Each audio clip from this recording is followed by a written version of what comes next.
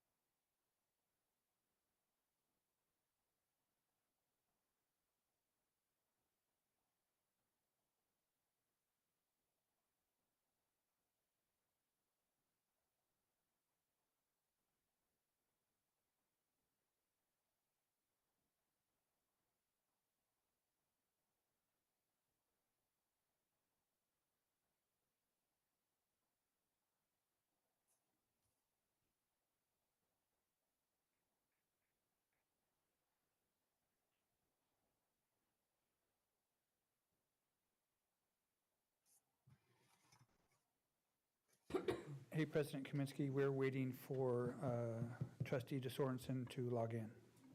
Okay.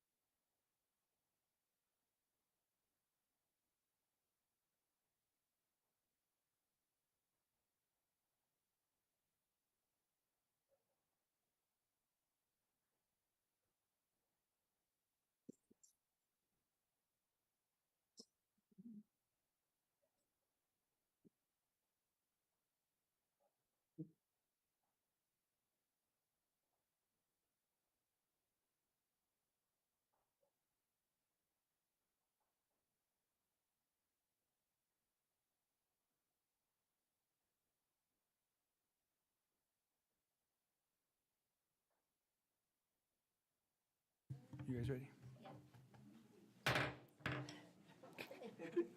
Good evening. The regular board meeting of the Tehachapi Unified School District is called to order at 5:08 p.m. If we can start with a roll call, please.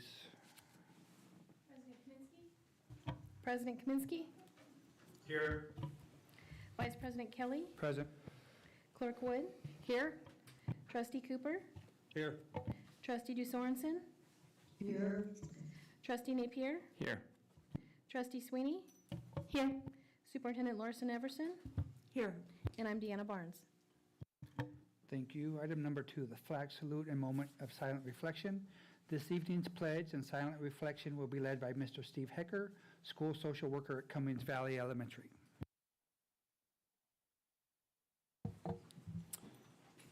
Please stand and join me in the Pledge of Allegiance. Place your right hand over your heart. I pledge allegiance to the flag of the United States of America and to the republic for which it stands, one nation, under God, indivisible, with liberty and justice for all. Please remain standing for a moment of silent reflection.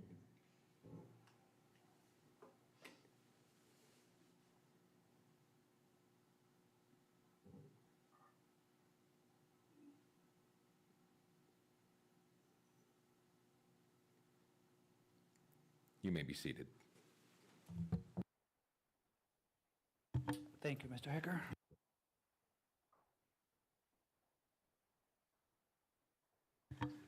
Item number 2, approval of the agenda. It is recommended the board approve the agenda as presented. Do I have a motion to approve the agenda? I'll make the motion. I'll second it. Clerk Wood made the motion. Trustee Cooper made the second. Roll call vote, please. President Kaminsky, Aye. Vice President Kelly, Aye. Clerk Wood, Aye. Trustee Cooper, Aye.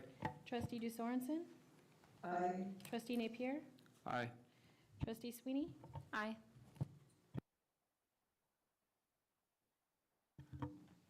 Motion carries, correct? That work? Thank you very much. Item number 3, recognition of capturing kids' hearts, student greeters, and canine companions. And I know there was a lot of excitement about puppies and dogs, and I believe they're from TILA this evening, correct, Superintendent? That is correct.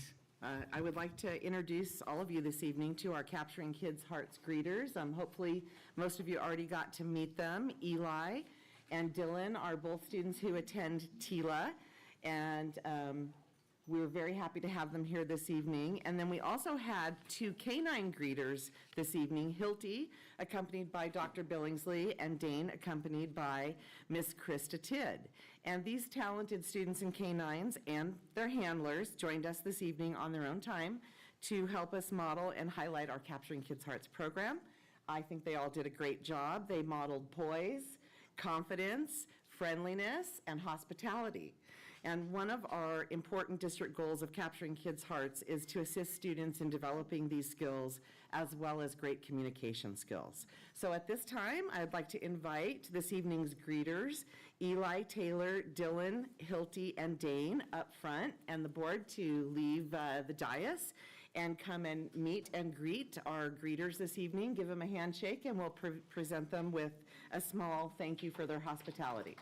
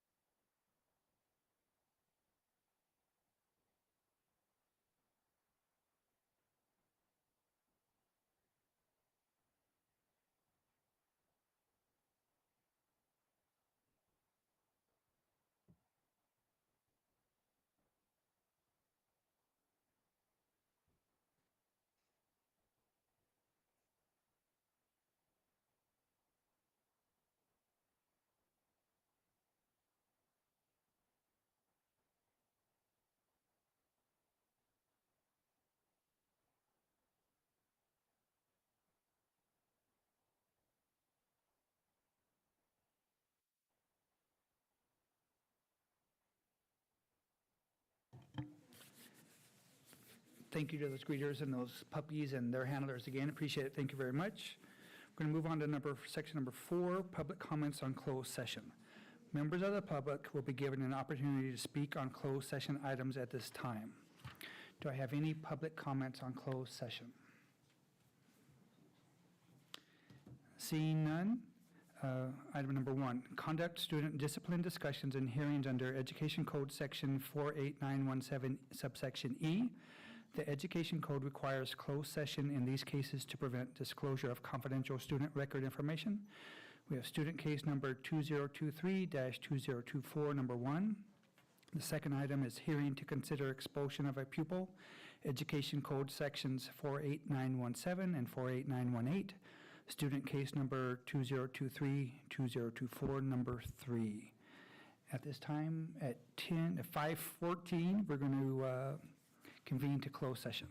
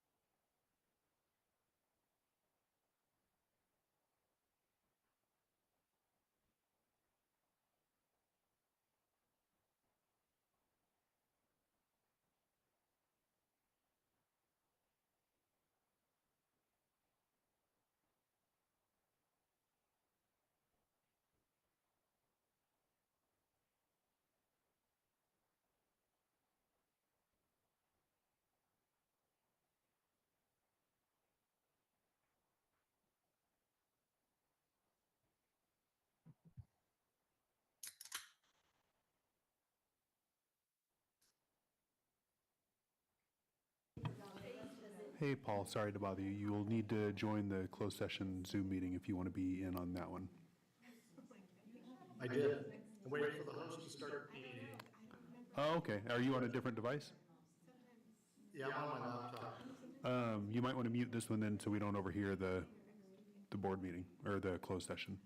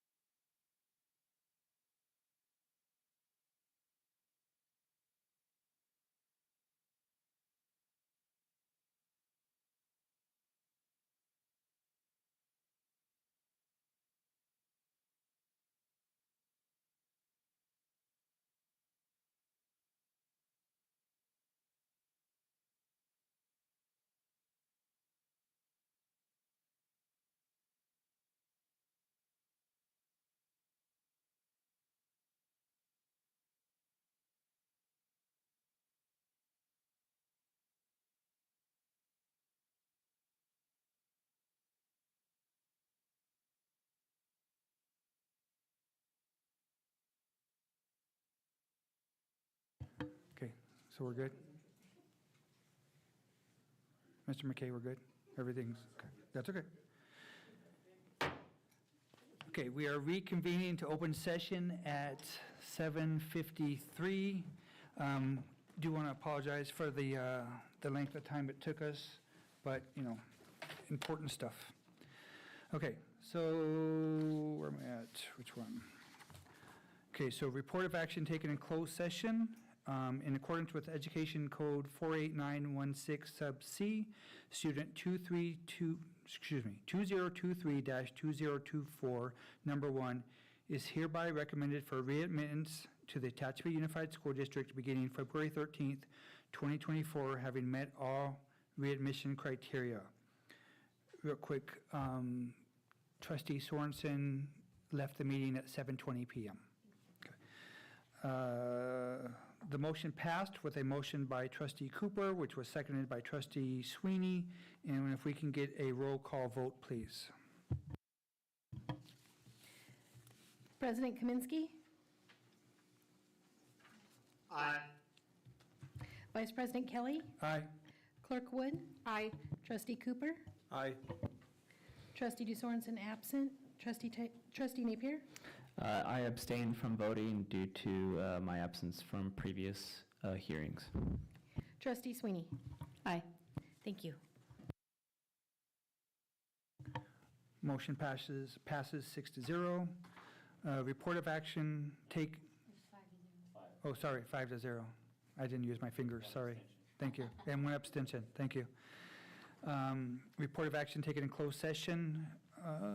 Case number 2023-2024, number 3. Student case 2023-2024, number 3, has been placed on suspended expulsion.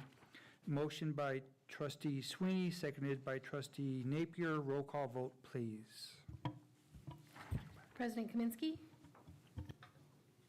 Aye. Vice President Kelly? Aye. Clerk Wood? Aye. Trustee Cooper? Aye. Trustee DeSorensen absent. Trustee Napier? Aye. Trustee Sweeney? Aye. Thank you.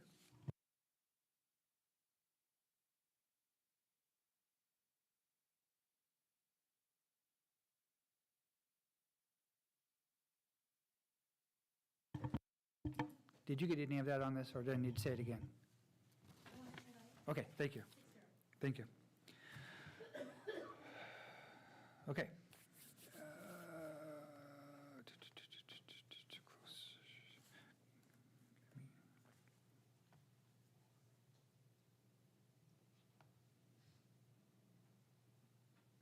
Okay, now we move on to general function, starting with the superintendent's report. Did I forget something? Oh, no, okay. You got there, yes. We're there. All right. Mr. McKay is getting the PowerPoint up. Thank you, everybody, for your patience this evening. I know it's a long time to wait, but a great effort on the part of everybody to get to this point. All right, so I have an update for you this evening. I'm going to start, if you could go on to the next slide, just by thanking once again our official greeters. The students that are pictured up there on the slide were our January board meeting greeters from Tehachapi High School. And of course, this evening we had Dylan, Eli, students from TILA, and then our canine visitors, Hilty and Dane. So it was really nice to have them here, and it's a great part of every meeting. I'm so glad we get to do it, is to meet and greet with students as well. So now we're going to get into our hoorays. This has become a tradition to help us promote our Capturing Kids' Hearts initiative here in the district. So we're going to start by sharing a few good things, which we call hoorays. And so first I'd like to invite our principal from Golden Hills Elementary, Kendra Bailey, to share the first hooray. Hooray. Mr. McKay, can you forward the slide? Thank you.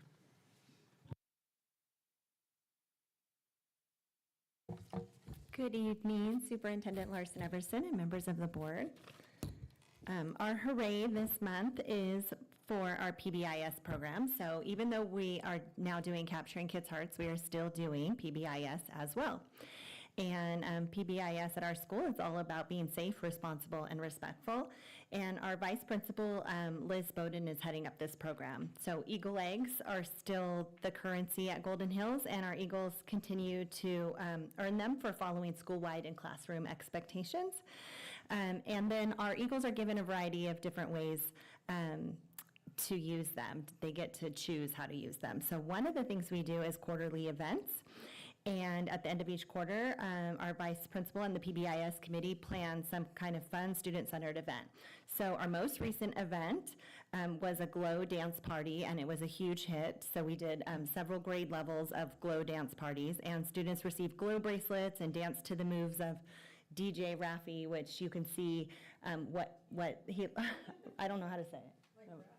I don't know. I don't know how to say it, but he's popular, and it's the little glow character up there. But so they had a ball. It was adorable to see them copying the moves and having fun dancing. But the highlight of the dance parties was when we had our fourth and fifth graders. They just danced and were pretty quiet, just quietly dancing until we played "Shake It Off" by Taylor Swift, and then the entire cafeteria erupted into, the entire song. Boys, girls, they all knew it. It was very loud. I sent a video to the superintendent of it because it was pretty adorable. So, turns out our Eagles are Swifties. Just wanted to share that with you. Hooray! We're going to get everybody awake this evening, I promise. All right, our next hooray is going to be presented by our Director of Special Ed, Mr. Tay Mock.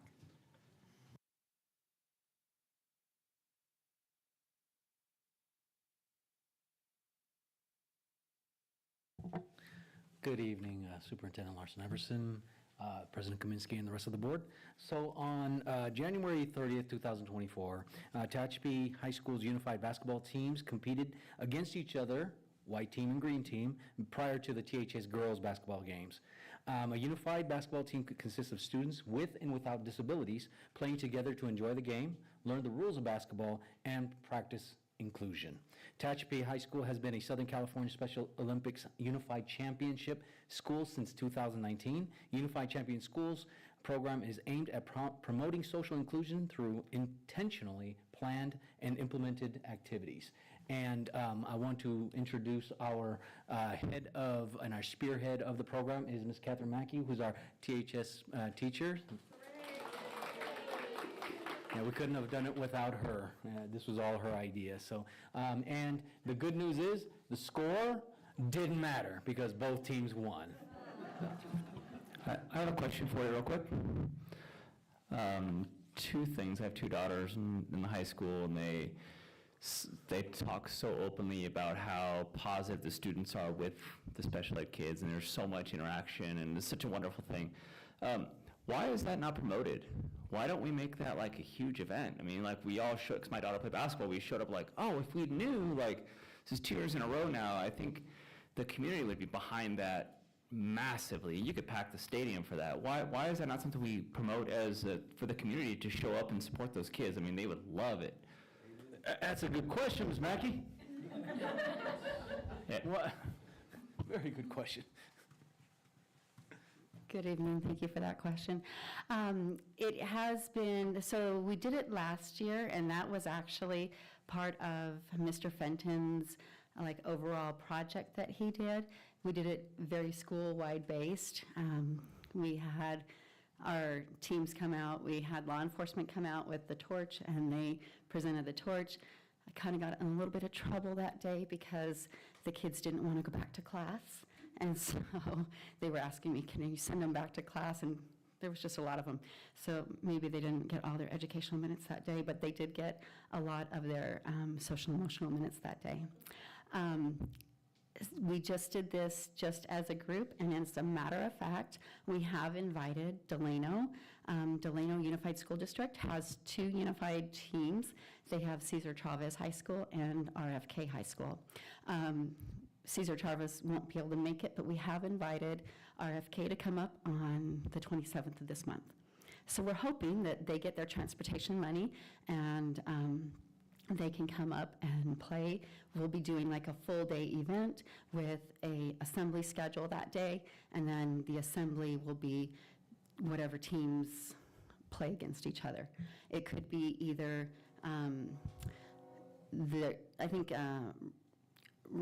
RFK has like a very high-skilled team, and then they have a low-skilled team. We actually have matching teams. We have a high-skilled team and a low-skilled team as well. And so we might do just like the one game and then maybe do some skills for the lower team. So cross your fingers. Hopefully it's going to happen on the 27th. As soon as I find out, I have contacted them twice. I contacted them again this morning and again last week. Last week was when they said that they're waiting for their transportation money to come in. So that, perfect. That's So if awesome. anybody has any friends in Delano Joint Unified and you want to call them up, and if you want to, invite them yourselves, yeah, But that would be during an assembly, right? that would be during an, So we couldn't open that to the public, can't have a bunch of adults there just mingling around there, so. Like that yeah, one was as right far- before the JV girls basketball games. I mean, I would just love to see, because our community would be behind that in full force, whether it's free event or donation event, but We would love it, and is there this something a work that in doesn't allow progress. us to do that, or is it just? No, it's we just a work in progress, Okay. and we're moving a little bit slow to getting that done. So Okay. we are working on it, and hopefully next year we'll have more games, because we don't have, the girls' team does not have a freshman team, so that 4 o'clock slot is kind of open, and so hopefully next year we'll have some more opportunities to do that. Honestly, when she approached me with this, I thought it was going to be a very small event, but I didn't realize how well it was going to be accepted, to be honest. And you're not the only one. We've had several teachers, several community members come up to us say, why didn't we know about this? Yeah. Why, we just came in for the girls' game and we saw all these kids, this is wonderful. And we had, like I said, it was well received by not only the public, not only the staff, but also the students at THS. Oh, yeah. Like you said, they are wonderful. They were Yeah. giving them high fives. They were cheering. I think I have a video of, him going like this with the crowd, and the crowd's getting wild. I mean, it was a very good event. And Yeah. I do apologize for not having it more widely available as far as publicity, but we will ensure that next time this happens, we will get a time slot to where the public can be invited, and it'll be kind of a pre-game before the game.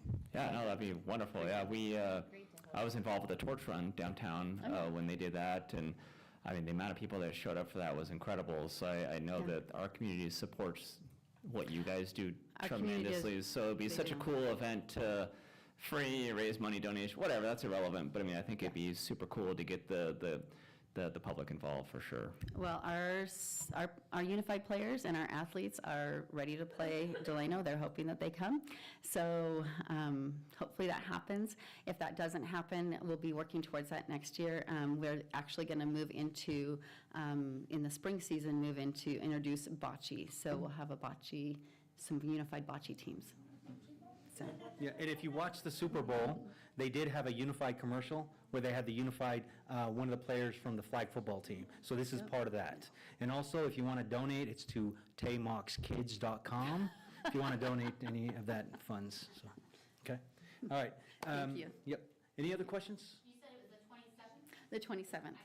If you confirm or let the superintendent know, I would love to go if it does happen. Oh, we would love to have you. Yeah, we're just crossing our fingers that Delano can find some funds to send their team up. So that'll be great. Thank you. Thank you. Hooray!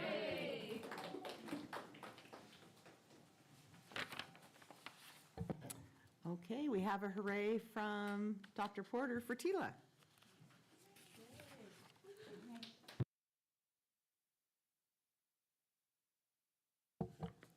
All right, TILA students really enjoyed learning about science. Our TILA teachers set up hands-on experiments so that students have the opportunity to develop and articulate thinking skills and problem-solving activities while learning about science concepts. As you can see by the pictures, the experiments encourage students to engage in high-interest, meaningful academic experiences With exposure to such fun science activities, we are predicting that some of our TILA students will continue to be intrigued by science and eventually pursue a career in a STEAM field. Thank you. Hooray! Thank you, Dr. Porter. And Mrs. Ray for Tompkins.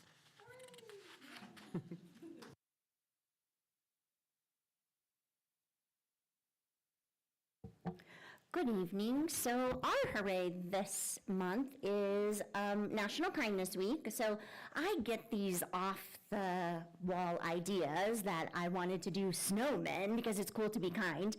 And I pitched it to our special ed paras, and they pulled this off for us. So they created this whole beautiful scene, and then each class has a snowman and the office has a snowman. And teachers just had to do 4 acts of kindness and write each one on a button and add it to their snowman. So there was things like sticky notes all across the hallways.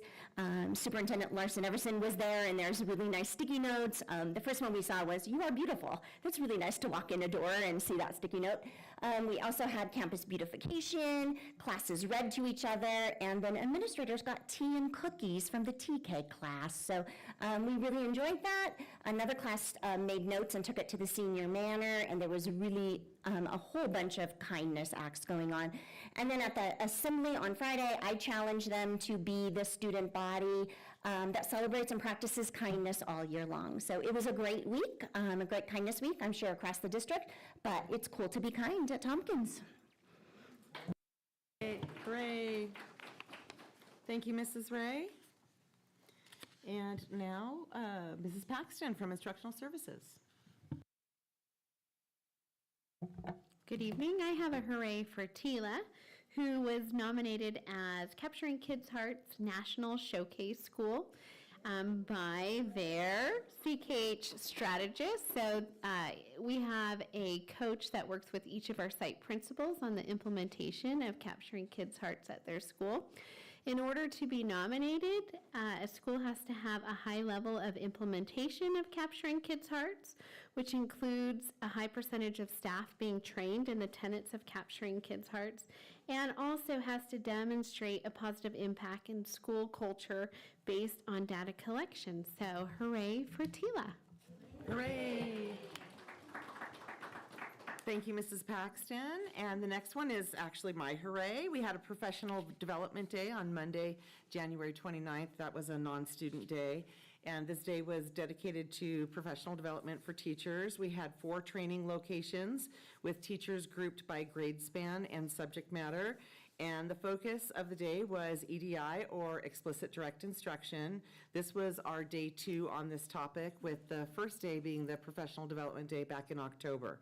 And by all accounts, it was a well-organized and well-implemented day of training with a focus on high-quality instruction and engagement of students to meet their learning needs. So I want to give a big thank you to our instructional services team for their efforts to provide meaningful and effective professional development to our staff. Hooray! Hooray! Thank you. I was trying to be Mrs. Libatique.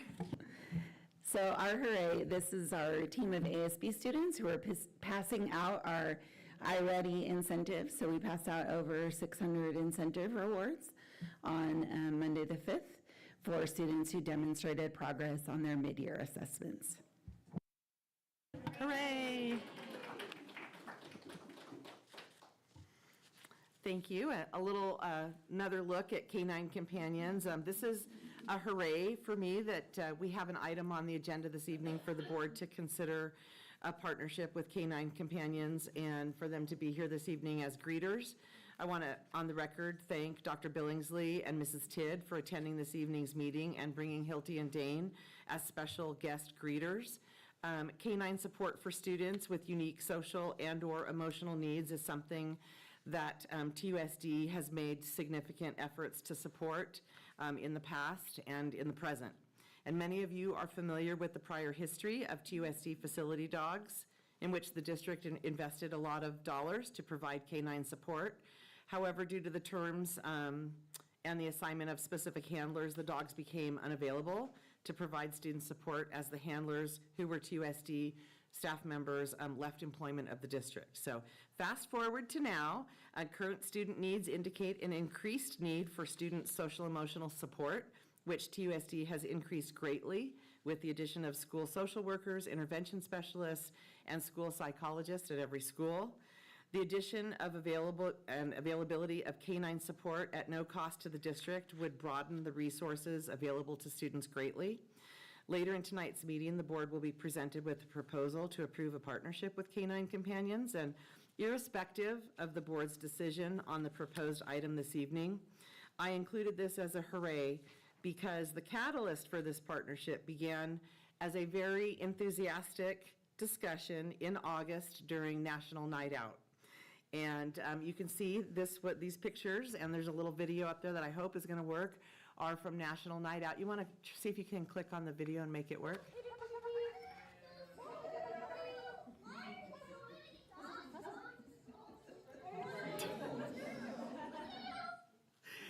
So the buses are always a big hit at National Night Out, but I have to say dogs on the buses was an even bigger hit. And the voices of our students who came to go on the buses and interact with the dogs, they were very, very excited.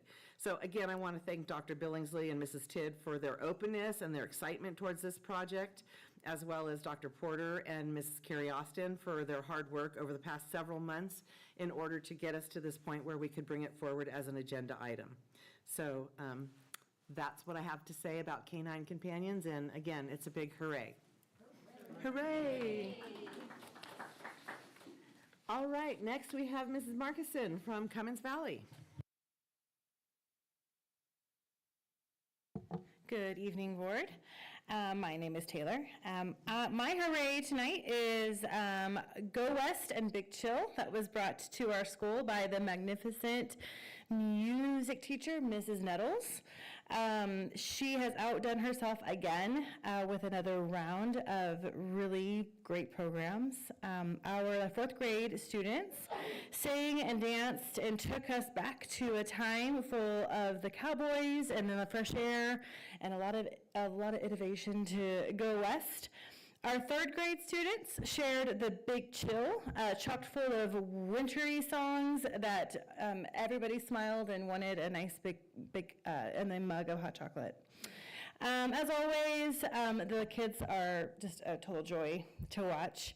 I don't want to forget the teams behind this. We have amazing teachers who did a lot of extra work in their classrooms to help the kids learn their songs and their lines, and just gave them a whole lot of support during this. And so all of these were truly out of this world.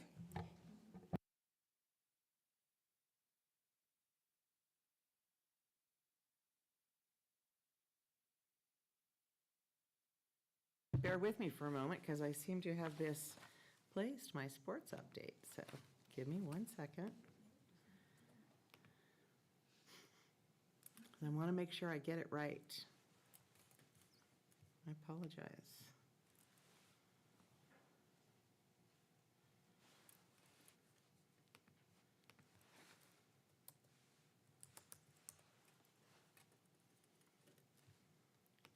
All right, we're in business. So, THS Sports have performed very well in the winter season with a handful of teams securing South Yosemite Mountain League titles. The JV girls basketball team and JV girls soccer team won their league, while at the varsity level, the girls wrestling and girls basketball teams also won their league. Girls wrestling won their first ever team title with 8 Lady Warriors taking first place in their respective weight classes. In boys varsity and JV wrestling, 4 Warriors won their weight class in league. Both teams will be moving on to compete in the section and area finals, and we're looking forward to reporting the results in the next month's report. Girls basketball will be competing in the CIF Central Section Division 2 playoffs, and we're hopeful that they can have another deep run in their bracket similar to last season when they made the CIF Central Section finals at the Selland Arena in Fresno. Perhaps even another chance to compete at the state playoffs, who knows. In a recent league game, Riley Walden, a talented junior basketball player, set a new school record for points in a single game with 48 points. breaking the previous record set in 2016. Our very talented THS cheer squad also won CIF Central Section Division 4 runner-up honors at a recent competition in Clovis. Among all sports combined, it is Tehachapi High's 36th runner-up finish and 62nd first or second place CIF section finish in school history. We're also excited to announce that cheerleading earned the right to compete and represent Tehachapi and Central California at USA Spirit Nationals, which will be held at the Anaheim Convention Center February 16th through the 18th. Hooray! Speaking of sports, I do want to share a little bit with you about a recent video that was posted by the California Lottery. You may be aware that TUSD receives lottery funds annually. Most recently, restricted lottery funds were used to purchase math, science, and ELA curriculum, as well as library materials. Unrestricted lottery funds were used to purchase athletic equipment and uniforms for both JMS and THS, as well as fund athletic-related expenses, such as the new stadium PA system and nets for the newly resurfaced tennis courts at THS. We're very, very thankful to the lottery for the funding opportunity and that this provides to our students for the additional equipment and resources, but also this was just a great experience and a way for us to highlight our amazing athletes here and our coaches here in TUSD. And I think hopefully when you see the video, you're going to get the pride of our community in our athletes, in our school, and it leaves, I think, anybody who sees it with a great feeling. So if you could play the video, that'd be great. Tehachapi is very much a football town. Friday Night Lights is a thing here. If it wasn't for the California Lottery, our students wouldn't have that ingredient that's necessary to positively represent their community when they step onto the field. Athletics here in this community are very, very important. It's hard to really put into words until you're here. The whole town shuts down for this, and it's really, really cool. The program, without the funding from the California Lottery, would not look the same. It helps with staffing, supplies, equipment, transportation costs. We can put 30 to 35 kids in brand new helmets that are top of the line. We got old jerseys with some tears in them. It's nice when they're able to put on some nice uniform, put it on for the first time, saying, dang, I do look good. The lottery gives us a chance to confirm to them that we as a community really care about them, and that is so very important to us. Thank you, California Lottery, for helping fund Tehachapi High School football from top to bottom. California Lottery. You play, schools win. Hooray! So I didn't share it as a hooray, but of course the hoorays are welcome. These are social media posts. It's not an official, like television commercial, but these are spots that the California Lottery has posted on Instagram and on Facebook. And again, I think it does nothing but really show our athletes off and our staff and just, again, the enthusiasm here in our community for sports. So we're very happy for that opportunity to shine a spotlight on our students and student athletes. Talking for a moment just about capturing kids' hearts. The theme for this month, for February, is Sparking the Heart with Kindness. We know that when we talk about being kind, that we're talking about modeling compassion, being friendly, leading with a smile, and that we can show this to our students by leading by example. A few conversation starters that I posted up there on the slide have to do with just how can we talk to our kids about kindness. You might want to ask, why do they think it's important to be kind to others? Why is it important to be kind to yourself? You might ask them to describe a time when someone was kind to them and how did it make them feel. And another prompt might be to just think of a time or something that you've done for somebody else and how did it make you feel to be kind to that other person.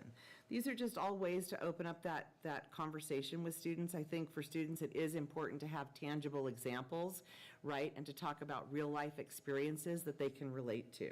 So as a district, we're continuing all of our efforts with capturing kids' hearts and have a lot of fidelity towards the program because we know how important it is to build a caring and trusted school environment for all of our students. And part of our dedication to the implementation means that we're continuing to greet students by the door and to greet staff daily. We invite students and staff to share good things in our classrooms and in meetings. We end and send our student class periods and class or student gatherings with a launch, and we are intentionally building and using social contracts to monitor our student behaviors in the classroom. This is a very engaging way, instead of just presenting students with rules to follow, that they become a part of creating and deciding as a group how they want to be treated and how they are wanting to treat each other. So Capturing Hearts continues here in TUSD, and we're very proud of the progress and proud of TILA being nominated as a National Showcase School. Also wanted to mention a little bit about the Teacher Recruitment Fair on February 3rd, Saturday. Dr. Kelly and Dr. Romero, the doctors, participated in the fair, which is organized by Kern County Superintendent of Schools. Dr. Romero attended on behalf of TUSD, and they were there to meet and greet with eligible candidates who might be interested in being recruited and coming here to be part of our TUSD team. So I wanted to thank both of them for their efforts. It was on a weekend, and it was down in Bakersfield, so we know that takes a lot of time to get there and be engaged and be present. So thank you to both of them, and we're looking forward to the next Careers and Education Fair, which will be in Fresno later this month, and I know Dr. Romero will be representing us well. Hooray! And if you don't mind, real quick, Superintendent. Yes. Thank you for letting me assist you, Dr. Romero, because that's all I could do, is stand there and look pretty, right? Thank you very much. Well, a quick look at enrollment. The numbers that you see up there on the screen are for week 23. Week 23 for this school year ended on February 2nd, and you'll see the right-hand column is numbers for this year. The left-hand column are numbers for last year, and if we take that balcony view look at enrollment at this period of time over the last school year, we are in the plus, in the green, 14 students. We can go ahead and look at attendance. This is for week 22, which ended this year on January 26th. And you can see that first blue line up there at the top is week 22 in this school year. And our district attendance average was 90.56. Looking at last year, it was slightly higher for week 22 at 93%. Our year-to-date is 92.48%, and last year at this time, we were at 91.44. So we're doing a little better this year. I know we've had, although we haven't had the same challenges we had during the pandemic, we've had some pretty nasty bugs circulating around just before the holidays and just after, and anytime we have, threads of illness running through the community, we definitely see a pattern of an uptick in absences for students. So hopefully we'll be able to keep in those low 90s and move them on up to the higher 90s, over 95% as we progress. All right, sipping with the soup. Pictures you see up there are from last week. We had a session at Conan's Bakery. When I arrived, it was pouring rain. It was really cold, and I was thinking I was going to be sitting there by myself for almost 3 hours, and I even brought my laptop, which I never do. But I didn't have 1 second on my laptop. It was a full table all morning, and I wanted to thank Trustee Cooper and Clerk Wood for joining me. We had a good turnout of community members. Kiwanis joined us, parents, and it's always good to have those face-to-face conversations. So our next session is coming up on March 5th. We provide the coffee and the goodies, so I encourage anybody to stop by and come in. Even if you only have 15 minutes, we'd still love to see you, or you can come and hang out the whole time. Love the company. All right, we're on to this evening's bulletin boards here in the boardroom. Beautiful pink, and wonder why it's pink, can you wonder? It's for Tompkins Elementary School, so Mrs. Ray and team, come on up and share with us about your bulletin boards.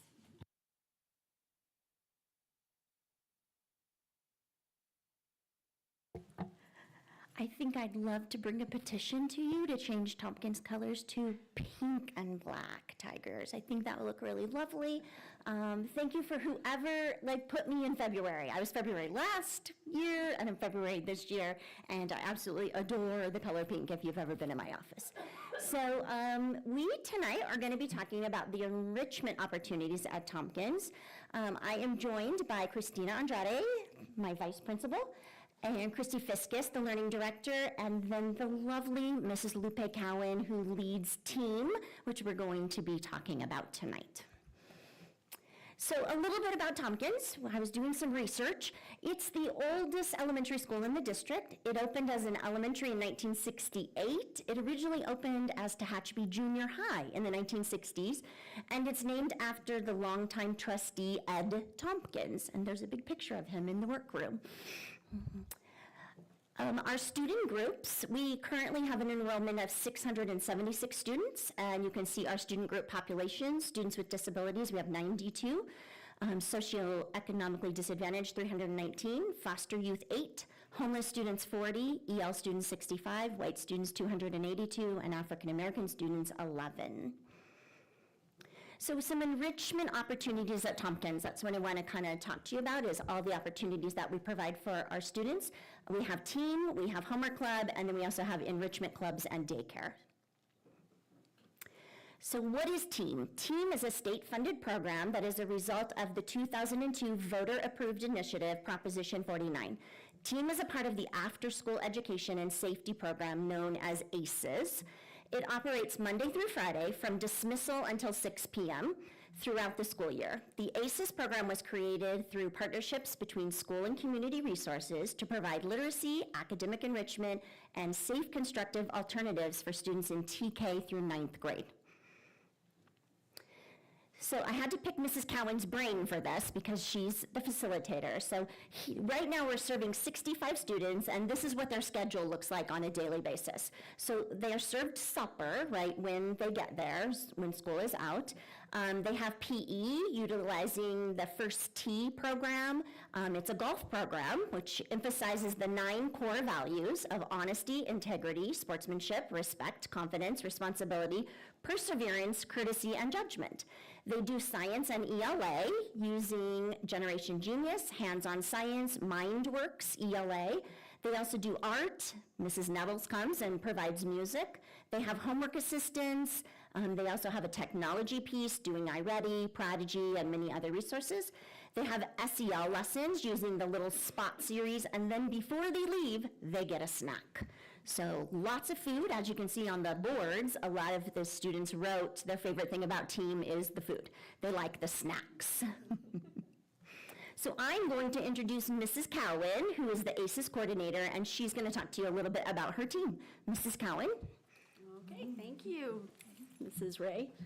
Hello, everyone. So I have been the ACES coordinator since 2018, and I absolutely love it.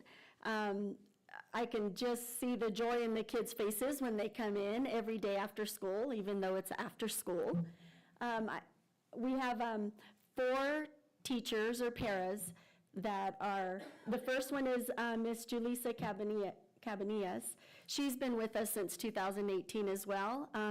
We chose and opted to stay open through COVID, so she's one of our teachers that have been there since COVID.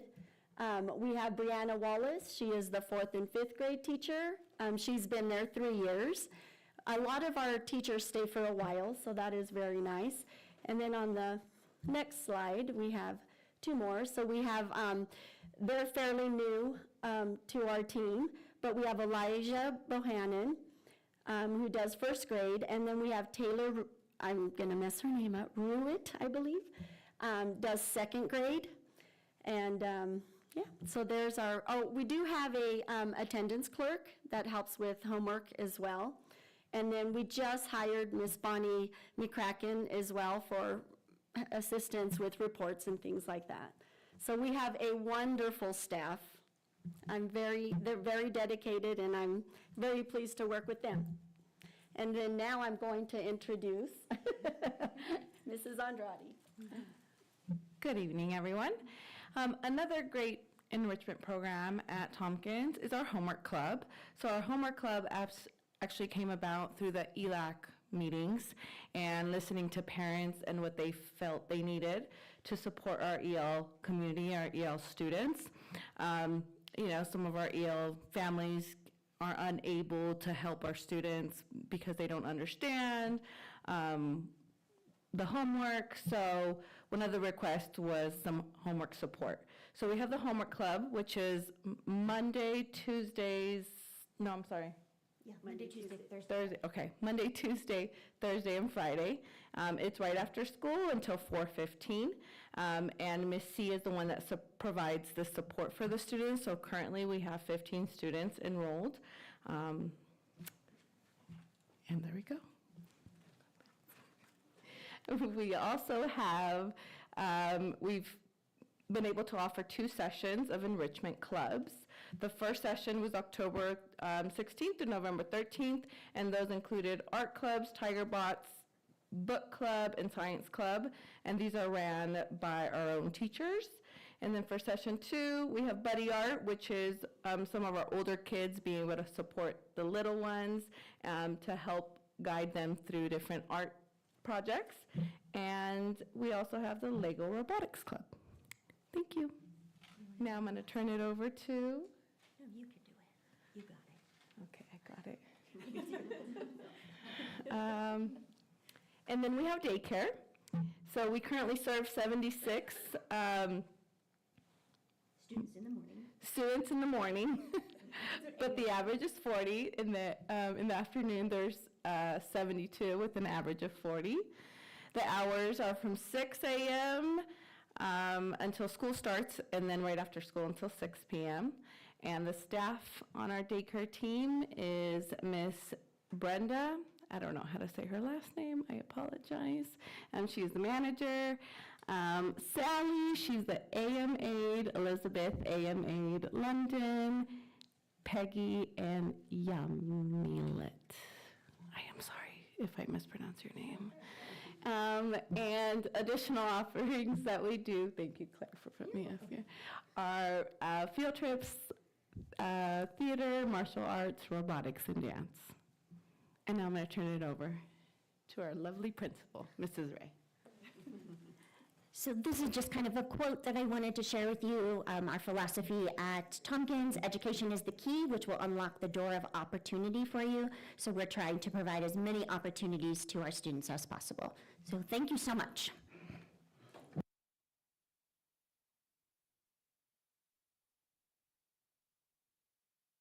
All right, we're going to continue on and wrap up the update for this evening.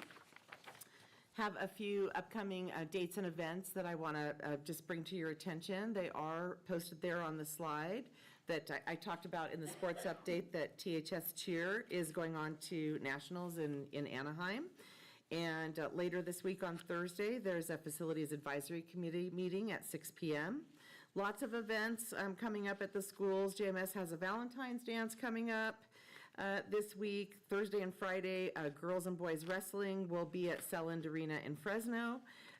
Let's not forget that Friday and Monday, school and district facilities will be closed in honor of President's Day. And then the 23rd, boys and girls wrestling will be at CIF. We don't know if we're going to have qualifiers for that, but we're keeping our fingers crossed. JMS is having a music play-a-thon fundraiser on the 24th. And then Golden Hills PTO is sponsoring a dance in the cafeteria. And hopefully they're going to get a great turnout. On Monday the 26th, Tompkins is having their Oral Language Festival from 9:30 to 10:50. And then Friday, March 1st, believe it or not, we're talking about March already, but March 1st is a snow makeup day. So if you were planning on not being at school, you need to change your plans around to be at school. And then, as I mentioned, we have Sippin' with the Soup, always the first Tuesday of the month. And then finally, on the 14th, JMS Choir is going to the California Music Educator Association State Festival. So there's a lot on calendar for students. And if there's any of these events that, as board members, you'd like to attend, please let me know. We'd encourage you to be there and would love to have your support. Next, I just wanted to make you aware that the latest edition of School News Roll Call, we left a copy of it for you up here at the dais. Members of the audience, there are copies in the back of the room if you'd like one. I want to take this opportunity also to thank all of our staff, administrative team leaders for taking the time to submit their articles. It's just one more thing that we put on their plate to do, but they do a great job, and it's nice to thumb through, and even people who are coming into the district office, visitors, it's in the reception area. We post it on our website, we post it on Facebook, and it lets the community know about some of the things that we're doing here in the district. So this is something that we continue to be very proud of. And with that, that concludes my update for this evening. Can I ask a question? You may, sir. March the 1st, Read Across America. Read Across America. I just happened to see that. I did that when I was in the corporate office in LA. We went out to a school and read to the students, and that was some of the most fun because they really do pay attention. Well, if you're available on that date, I think we have a place where we can get you in a classroom with some kids to read. I know some of our school administrators are actively currently recruiting to fill all of their reading slots for Dr. Seuss Reading Day. Since it was on the schedule there, and March was listed. Good catch, Mr. Cooper. All right, that concludes my report for this evening. Thank you, Superintendent Larson Everson. Moving on to a TAT update.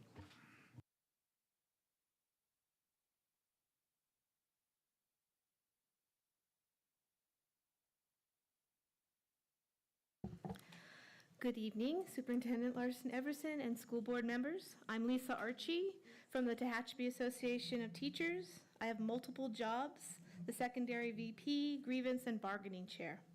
I've been doing these jobs for about 5 years. During COVID, all negotiations were done on Zoom.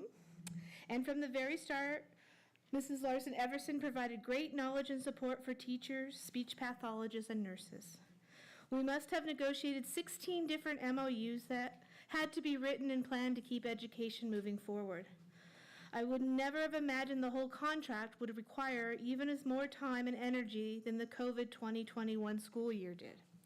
Starting in January of 2023, the bargaining team started looking at all the MOUs and the old contract from the 2016 days. Members were surveyed for their input, and the articles needed to be modified. I calculated the bargaining team spent over 100 hours beyond the normal workday to update and modify articles. TAT and TUSD teams spent more than 40 hours over 5 days negotiating articles and working for an agreement that best fit the needs of all interested parties.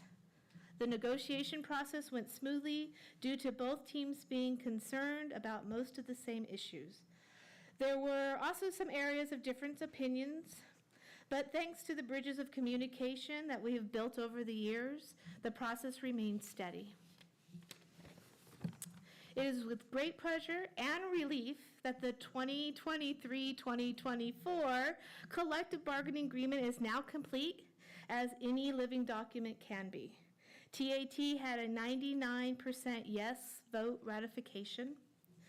And the best thing about all the hours and hard work put into this document is that you, the TUSD School Board, will have the opportunity to approve this tonight. And for more good news, I will be back in March with sunshine for the 2024-2025 bargaining season. Thank you. Thank you, Ms. Archie. Do we have a CSEA update this evening? Seeing nobody, how about a PTO update? Seeing nobody, we will move on to the public comment sections. Public comments will be allowed. The board chair will recognize any member of the audience Mr. wishing. Kelly? Yes. You just did a little jump over one thing, which is board communications. Thank you. You're right. I apologize. No worries. So we're going to go back to board communications. Any board member have anything they want to share or discuss this evening? Hearing none, I will skip over it again and go to public Raised my comment. hand, but Oh, sorry. Go ahead, President I have Kaminsky. one. At the last meeting, was brought up in Mrs. Libatique's presentation for Tehachapi High School, the Warrior Pantry. And I just want to salute two teachers, Todd Morrison and Amber Dickinson, what they're trying to do for kids that don't get enough to eat, come to school hungry, and it's really totally commendable what they're doing. And as Rotary president, I've gotten our club involved and helping them out in any way we can. I just want to salute those two teachers for their obviously they care about kids quite a bit. Thank you, President Kaminsky. Any other board communications? Okay, moving on to public comments. Public comments will be allowed. The board chair will recognize any member of the audience wishing to speak on items not on the agenda but directly related to school business. Pursuant to Board Bylaw 9323, the board may limit comments to no more than 3 minutes per person. Public comment will also be allowed on each specific action item prior to board action. The president may allot time to those wishing to speak, but no action will be taken on matters presented, and no discussion of non-agenda items will occur. If appropriate, the president or any member of the board may direct that that matter be referred to the superintendent's office for placement on a future agenda. I do not have any yellow forms for public comments, but is there anybody in the audience that would like to speak at this time? Not seeing anyone raise their hand, we're going to move on to the consent agenda.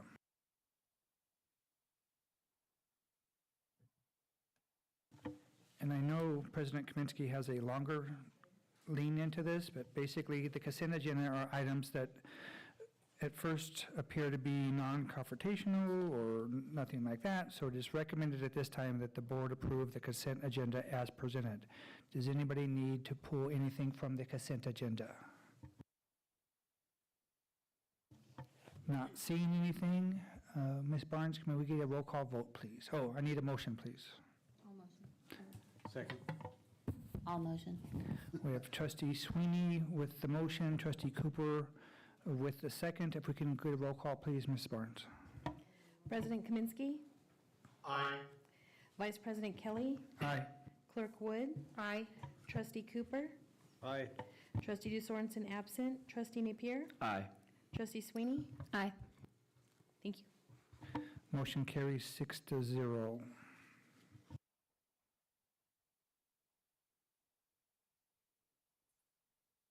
Moving on to the superintendent's report. Yes, thank you, Vice President Kelly. The first item we have is a first read on Board Policy 6154 related to homework and makeup work. At the December 12th regular board meeting, Board Policy 6154, homework makeup work, was presented to the board as a first read item, and at that time, the board requested that the district team make edits to the CSBA recommended verbiage to further revise specific wording within the policy. The CSBA proposed language is listed and states that if a student repeatedly fails to complete homework, the teacher shall notify the student's parents/guardians as soon as possible so that corrective action can be taken before release of any final grades or report cards. So following the discussion that was held at the regular board meeting, I requested input from all school administrators, including vice principals and learning directors, and the general consensus from the team was that at the secondary level in particular, there's not a lot of homework assigned, but that students are often directed to finish incomplete classwork at home as homework. So also, something I wanted to mention that, as you know, beginning January 19th, the district began issuing biweekly individual parent square messages to parents of students in grades 6 through 12 who are receiving a D or an F in any class that they're enrolled in. So our administrative team believes that this step has greatly increased communication to parents and enabled parents to be informed early and often if or when their student is receiving a less than satisfactory grade. So back to the written policy, based on the recommendations that came from our administrative team members and further discussion, our recommendation at this time is to revise CSBA's recommendations as follows. So that same paragraph, and this is noted within the attachment, that if a student fails to complete homework or classwork assignments, the teacher shall notify the student's parents/guardians as soon as possible so that corrective action can be taken before the release of any final grades or report cards. And I'll leave it at that on this item to see what questions you might have. Any comments or questions from the board? Any comments or questions from the public? And as a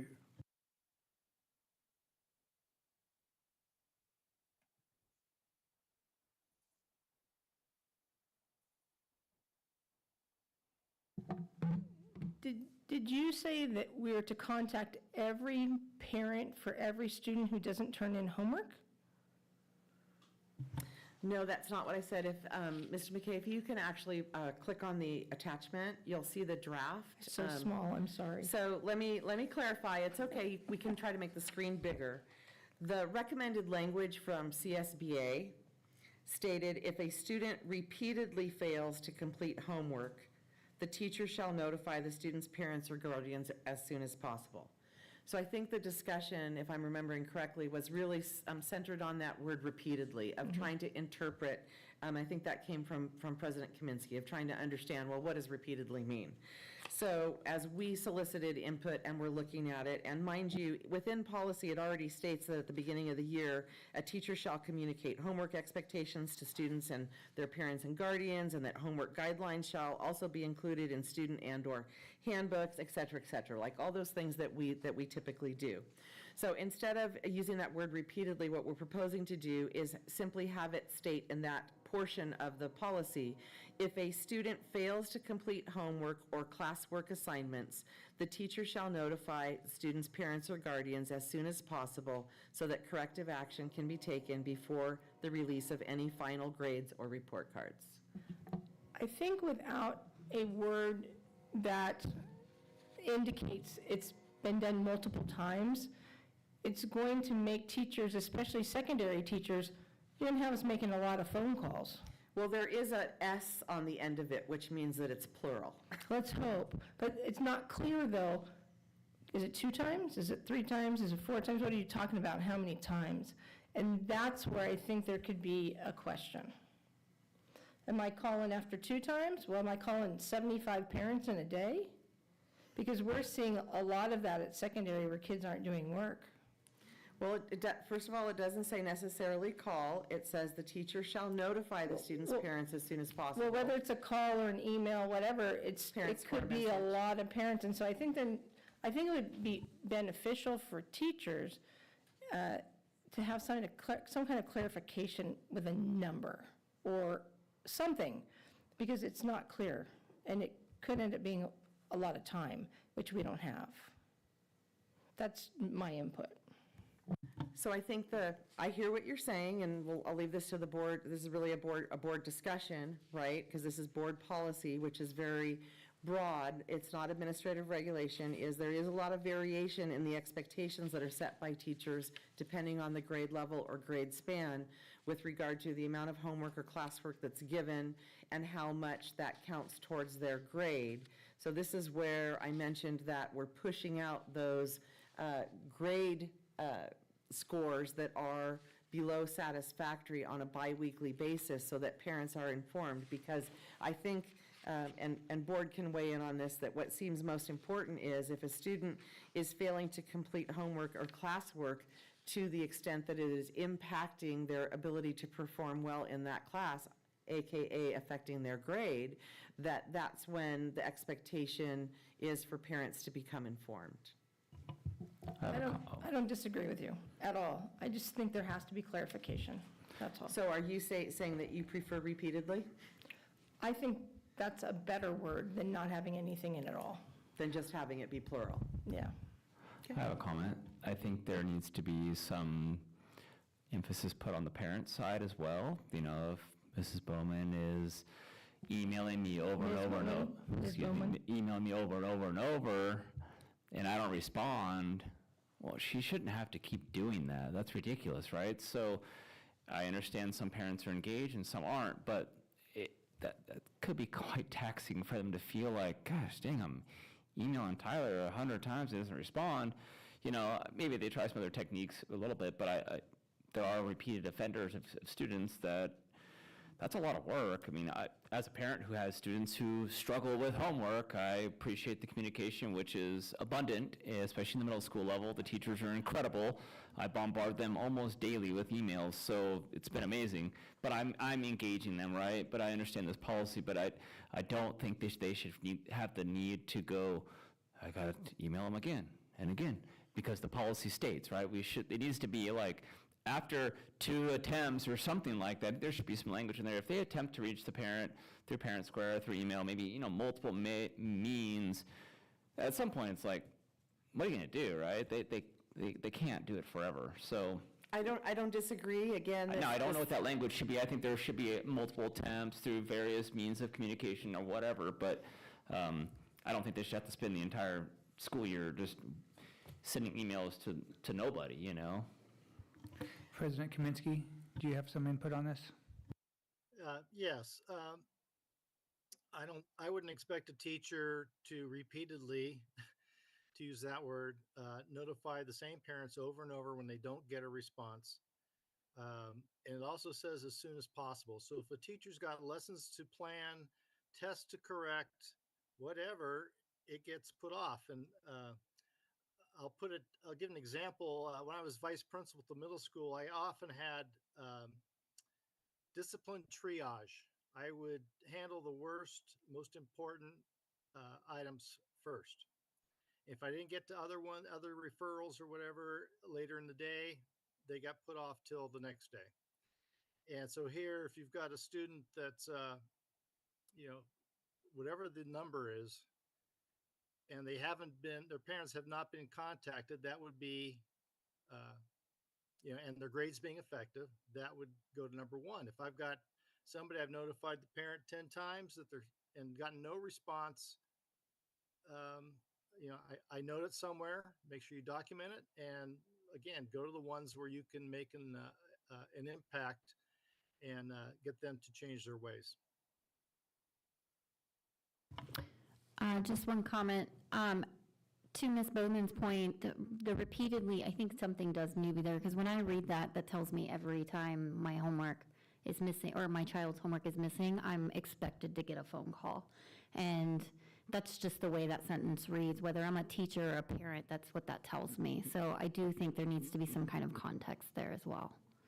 Well, we're open to direction from the board. I mean, this was something that Mr. Kaminsky felt that word repeatedly needed to come out. So, Mr. Kaminsky? If they want to add the word regularly, I don't know if that'd be better or not.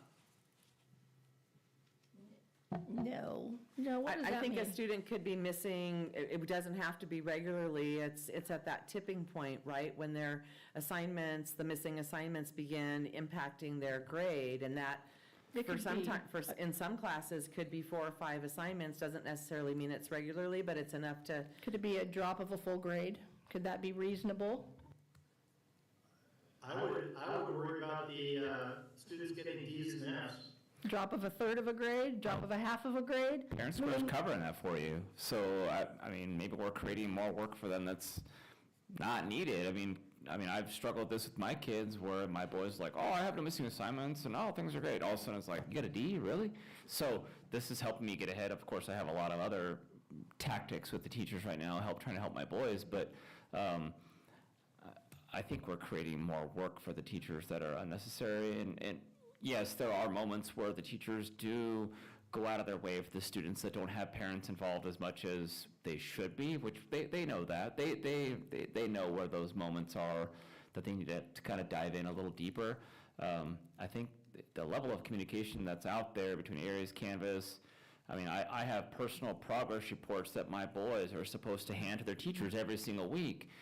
And if my boys bring it, it's signed every single time. So this is not, and now my boys, oh, I forgot, every single time, right? But it's there, the work is there. I think if we create this, I think to Trustee Sweeney's conversation, we don't want to create a policy where it's like, you failed, you failed, you failed. Well, the policy says, and so I think we need to look at this and make it realistic. We do have, this isn't 20 years ago where the means of communication where I could tell my parents for 2 months that I had no missing assignments, I'm the greatest student ever, and then my report card comes out and it doesn't really state that. So there's a lot there. So yeah, it's a little bit harder to hide your grades these days, especially as we're pushing these out bi-weekly. So again, this all stems from, as you know, there's periodic recommended updates that come from CSBA to board policy. When we brought this one originally forward, that word repeatedly was in there. The district team was asked to take a look at that, solicit input, come up with alternate language. Now I'm hearing, I just need direction from the board as to where we want to go with this so that we can bring it back again for a first read in March. Well, and a reminder, this is a first read, and I know I can pretty safely say the board doesn't want to get into grading, so we don't want to go that way, but I appreciate you bringing it up. But yeah, it's obviously something we're discussing and we'll continue to discuss, and we have time. I just don't want to see more work placed on teachers' shoulders. We're pretty tired, and we just don't need to have to do a multitude of more communication than we do, especially when there's already other means being pushed out. So, point of clarification on my part is the board seeking to go back to the original language of repeatedly? May I offer a suggestion? Same questions. I'm looking at a different part of that sentence. Would it help if it said the teacher should notify instead of shall notify? No. Mr. Cooper, or Trustee Cooper? Yes, as a former teacher for a number of years, if you have students in class for a substantial period of time, that is after 3 weeks, you probably have a pretty good idea of where they're going.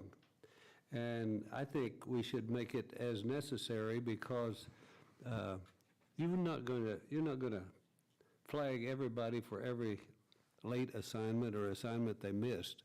But if you have someone who's borderline or whose one assignment might make a difference, I think the teachers should use their judgment because they know the students better than anybody else. Is it unrealistic to ask for the parent square notifications to be weekly? Because I know for my students that are not great students, when they get behind, number one, the teachers, they don't have an obligation to accept late work potentially 3. If I get this notification 2 weeks late, I mean, I'm more engaged, but I'm assuming there's parents that aren't as engaged. 2 weeks, I get this notification, oh my gosh, my kid has an F. Then whether the teacher reaches out to me or I reach out to them, then now there's this lag, right, of a 2 to 3 week window. I'm assuming the parent square notifications is not Mr. McKay over there just typing out 10,000 emails. It's auto-generated through the software. So I think if there's weekly updates, I mean, I would take the shall out of there completely. Or the teacher should make every effort they possibly can within reason to notify parents, blah, blah, blah. But if the parent square notification came out weekly, that should give parents a pretty quick, and that does it for them. If it went to a D, they should go, hey, why did my kid have a D? So in my opinion, the parent square notification does the work automatically. They update grades on a routine basis. So I just think we're creating more work to reach out, especially at the middle school and high school level. My goodness, they got hundreds of students. And let's be real, middle school students are generally not good at turning in their homework. So that's a lot of work.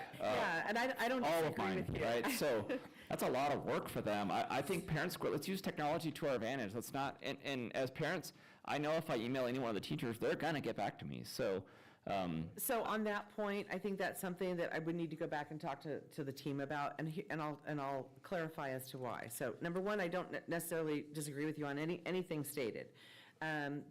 Parent Square is a means of pushing out to parents. Any parent can at any time go into the system and look at their students' scores in their classroom grades.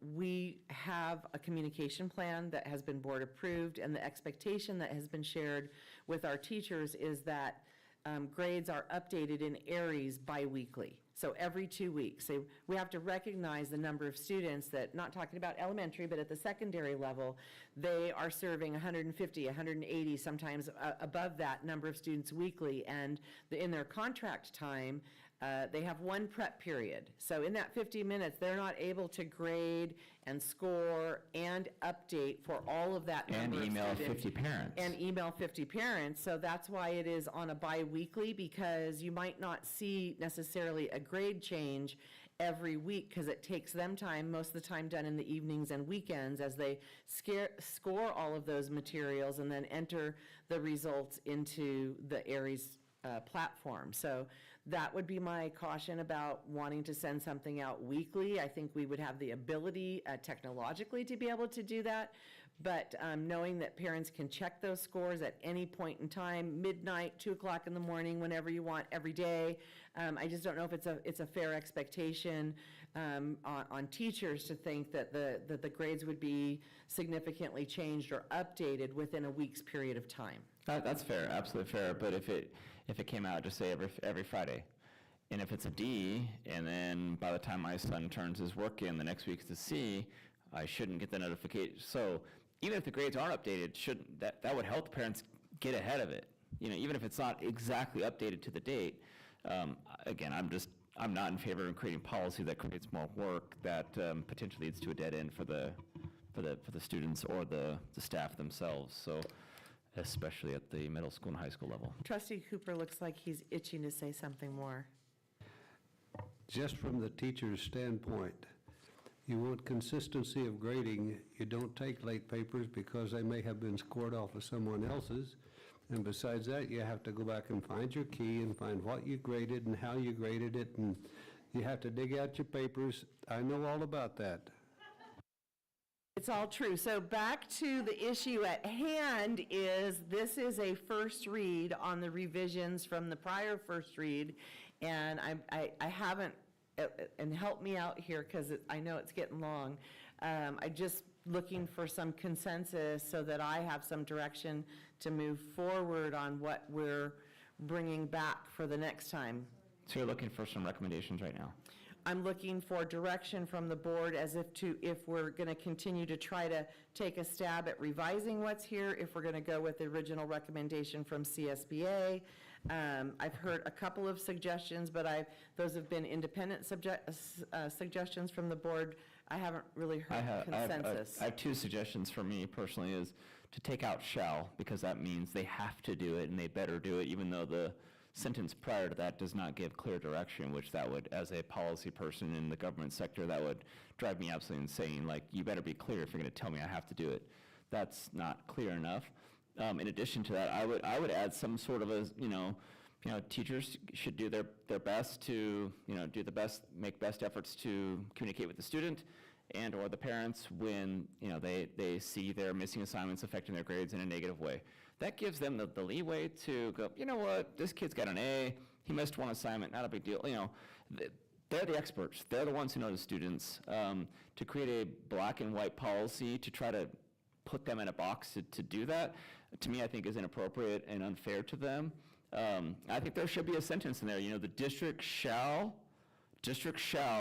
utilize technology to the best of their abilities to communicate with parents when their grades drop to a D and an F, at a minimum bi-weekly, if something like that. There should be a shared responsibility that we have technology, we invest the money, that there should be a shared responsibility to the teachers in the district to communicate that. So I think taking out the shall and adding something in there that technology will provide those updates. Unfortunately, could they be 2 weeks behind? Well, yeah, I get that, but they can't manage these kids every single day. It's not easy. So taking what Trustee Napier has suggested, and then I also heard Mr. Kaminsky say replace the shall with a should. Can I interrupt real quick? Ms. Bowman, would you mind coming back up? While she's walking up, is it crazy to just send out all grades via Parent Square every bi-weekly? Like instead of me getting my kid has D's and F, it just says Kai Napier has da da da da da. Is that does the software allow for that? Because I could know very quickly. Well, he had an A a week ago. Why does he have a C? That's a big deal. She wouldn't even have to tell me that. The software would tell me that. Is that crazy? I think that puts a lot on our team to make all of that happen. I think it's definitely doable, and our intention in doing so was to make sure that our students who are most at risk, that we are taking those extra efforts to reach those parents, because those students are getting a less than satisfactory grade. And a lot of our students themselves check their progress in ARIES frequently, and a lot of parents check it frequently And then a in lot of them ARIES don't. as well, and a lot of them don't. Yeah, most don't. Let's be real. If I was in high school, I would have tried to log out every single time I could. But in addition to the punishing the kids or reprimanding or getting on the kids with D's and F's, shouldn't we be saying, hey, your student has A's and B's? Oh my goodness, let's go get ice cream tonight. So I can't imagine that the software is not able to do that. It seems if you can generate a report that takes the pressure off Ms. Bowman to send that out, it just says the grades every 2 weeks, that would be pretty incredible. I guarantee parents would not be upset with that. Okay, point well made, but I think you had a comment, Vice President Kelly? So, Ms. Bowman, if we put the word repeatedly back in the draft, we added a component, Superintendent, this falls on you, as Trustee Napier said, something along the lines of, the district has some responsibility, which we know they do because they send out the parent squares. Would that give you and your TAT some time to look over, maybe talk to membership and come back with a first draft or first read next month? Well, we have a rep council meeting on Tuesday, so I could bring something to them and ask them what they think, and then come back, because we meet with superintendent on Thursday. So I think they're already doing what we need them to do. I think there's a consensus that we recognize that them updating grades every 2 weeks is a realistic expectation. That's what's been expected. The parents understand that. If they want more detail, they're more than welcome to talk to the teachers.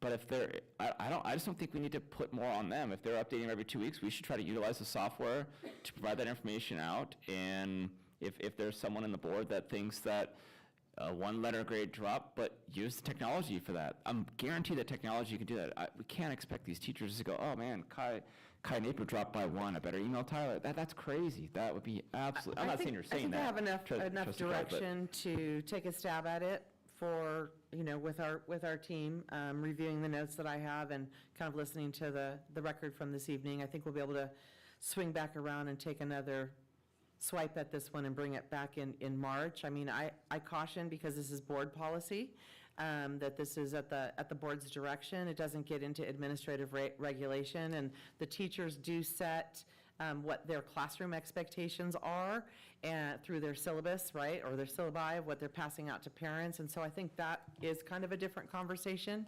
But, if we have consensus to move forward with this, I do feel like I can pull together a draft with our team to bring forward in March. President Kaminsky, anything else to ask, to bring up on this point? I'm sorry, I didn't hear that quite. Pretty much leave it as is and come back next month with either a potential first read or a final vote? We would come back with a first read, integrating another first read with suggestions. I'm trying to incorporate the suggestions from everyone. I would suggest that the principals address this at their next staff meeting and get a consensus, maybe even a draft that they can take to an admin meeting. I disagree. I think that we should expect the teachers to update grades every 2 weeks. If we can use the technology to get that out to the parents, do that. We cannot keep asking the teachers to hold the hands of every single student. We just cannot, or parents. So if grades are updated every 2 weeks, if we can use technology to further that, let's do it. I mean, I think the teachers are upholding their end of the deal at this point. I've had nothing but amazing experiences at the middle school lately of 7,000 emails with 15 teachers, and it's like, respond, 8 o'clock at night, like, they're there. So if I understand there are students and parents that aren't engaged, I get that, but creating policy to force them to do something different is not fair. Well, and I will say it gets more challenging to come up with something that meets the satisfaction of 600 people as opposed to board policy, which meets the satisfaction of 7 people who are reflecting the input from their constituents. So this is a board policy. Again, the teachers set the practices and the culture for in their classroom and how much that homework is going to be weighted. So I feel like we had a good amount of discussion and input that will help take us forward for another first read in March. Sorry to be more annoying, I could tell you want to move on, but I think this is an important thing. I think this, we need to show the teachers support that they are doing the right thing, number one. Number two, I wasn't here last meeting, but this was brought to us based upon a recommendation of CSBA's change in language, correct? The initial policy change was recommended from CSBA, and again, that word repeatedly was integrated. That's all I in there. needed. What I'm saying is we didn't have 10 parents line up at the podium saying, No. the teachers aren't telling me anything, which means No. there's not a, is there a problem with kids having missing assignments? Of course, that problem will never go away. But this wasn't driven by a parent letter with 15 signatures saying, oh my gosh, these teachers are awful. That's not what we're doing. This is just, we're creating a big old, we're trying to create policy to change something based on a recommendation from a board that's not connected to our staff who are doing their jobs. Parents can engage through technology of all sorts. So in my opinion, we clean it up, we keep it vague enough to say, hey, there's some expectations that they do their best, but we should not expect them to do so. I think the other side should be, the district should invest in proper software. If Parent Square can't do that, or Aries can't, whatever, let's invest in more software to take that burden off them. Once they update grades, boom, it sends it out and says, Tyler, your kid's got 7 Fs. Okay, that's on me. I got to figure it out. So, but to ask an email, I'm done. That's. So I think, Superintendent, first read next month with some adjustments, improvements, whatever vocabulary you want to use. It's a deal. Thank you for coming up here and being the target. Thanks, Ms. Bowman.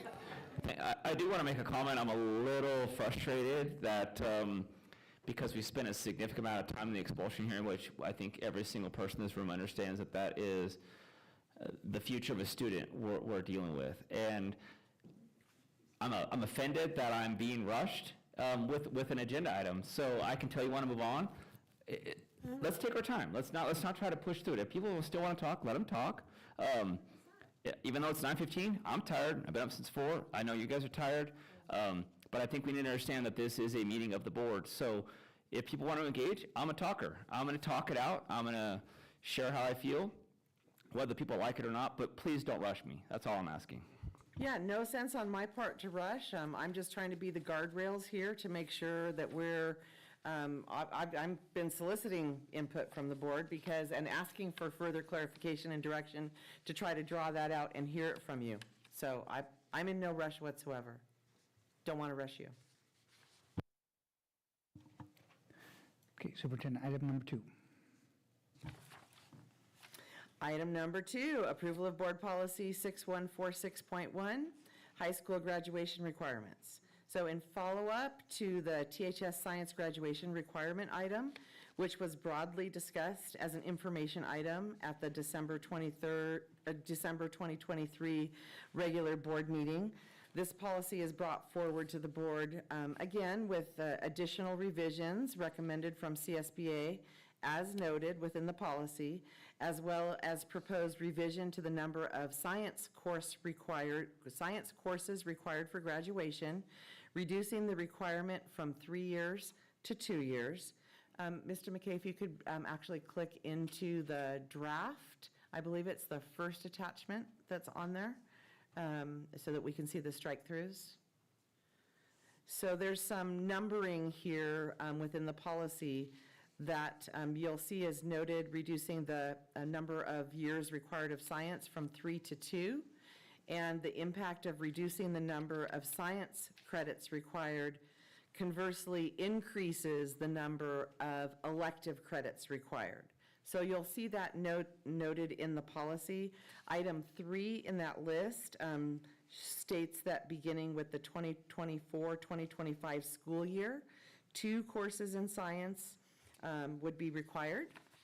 And then the other revision is to number 8 that states that beginning with the 2024-2025 school year, 8 courses in elective coursework would be required. So that's the balance. When we take away that science class, it increases the elective side.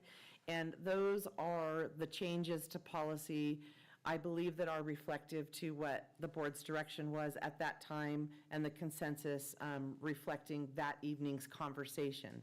And those are the changes that were the catalyst based on board conversation.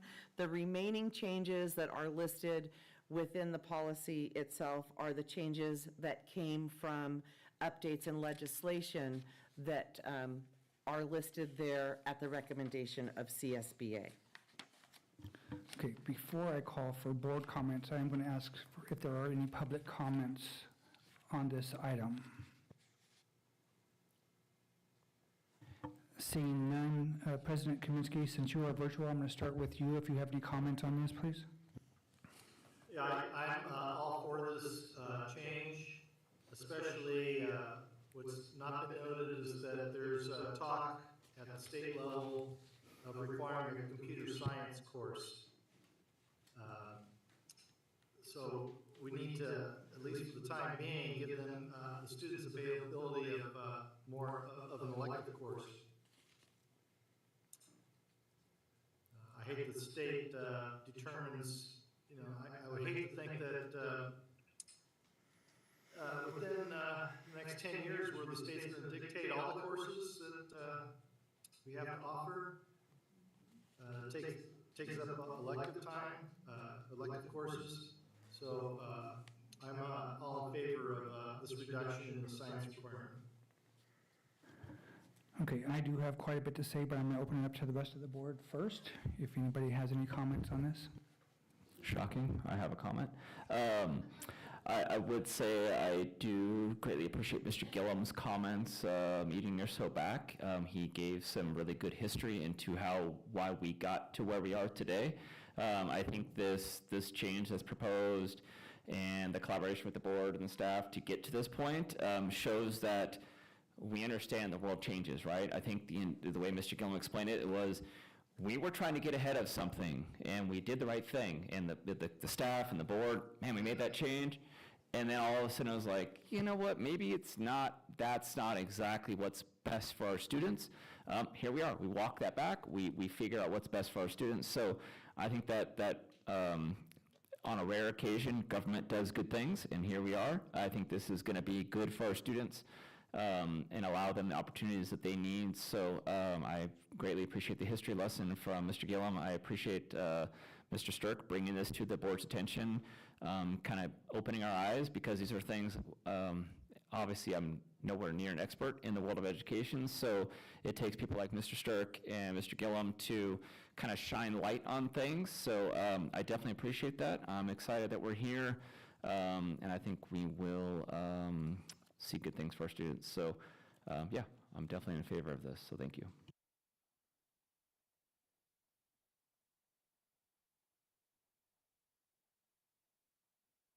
The mic is yours if you want it, Trustee Cooper.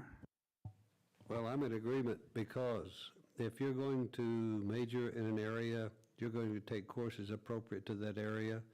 Not everyone's going to be a rocket scientist, not everyone's going to be a mechanic. So you should be able to choose directions in which you're going.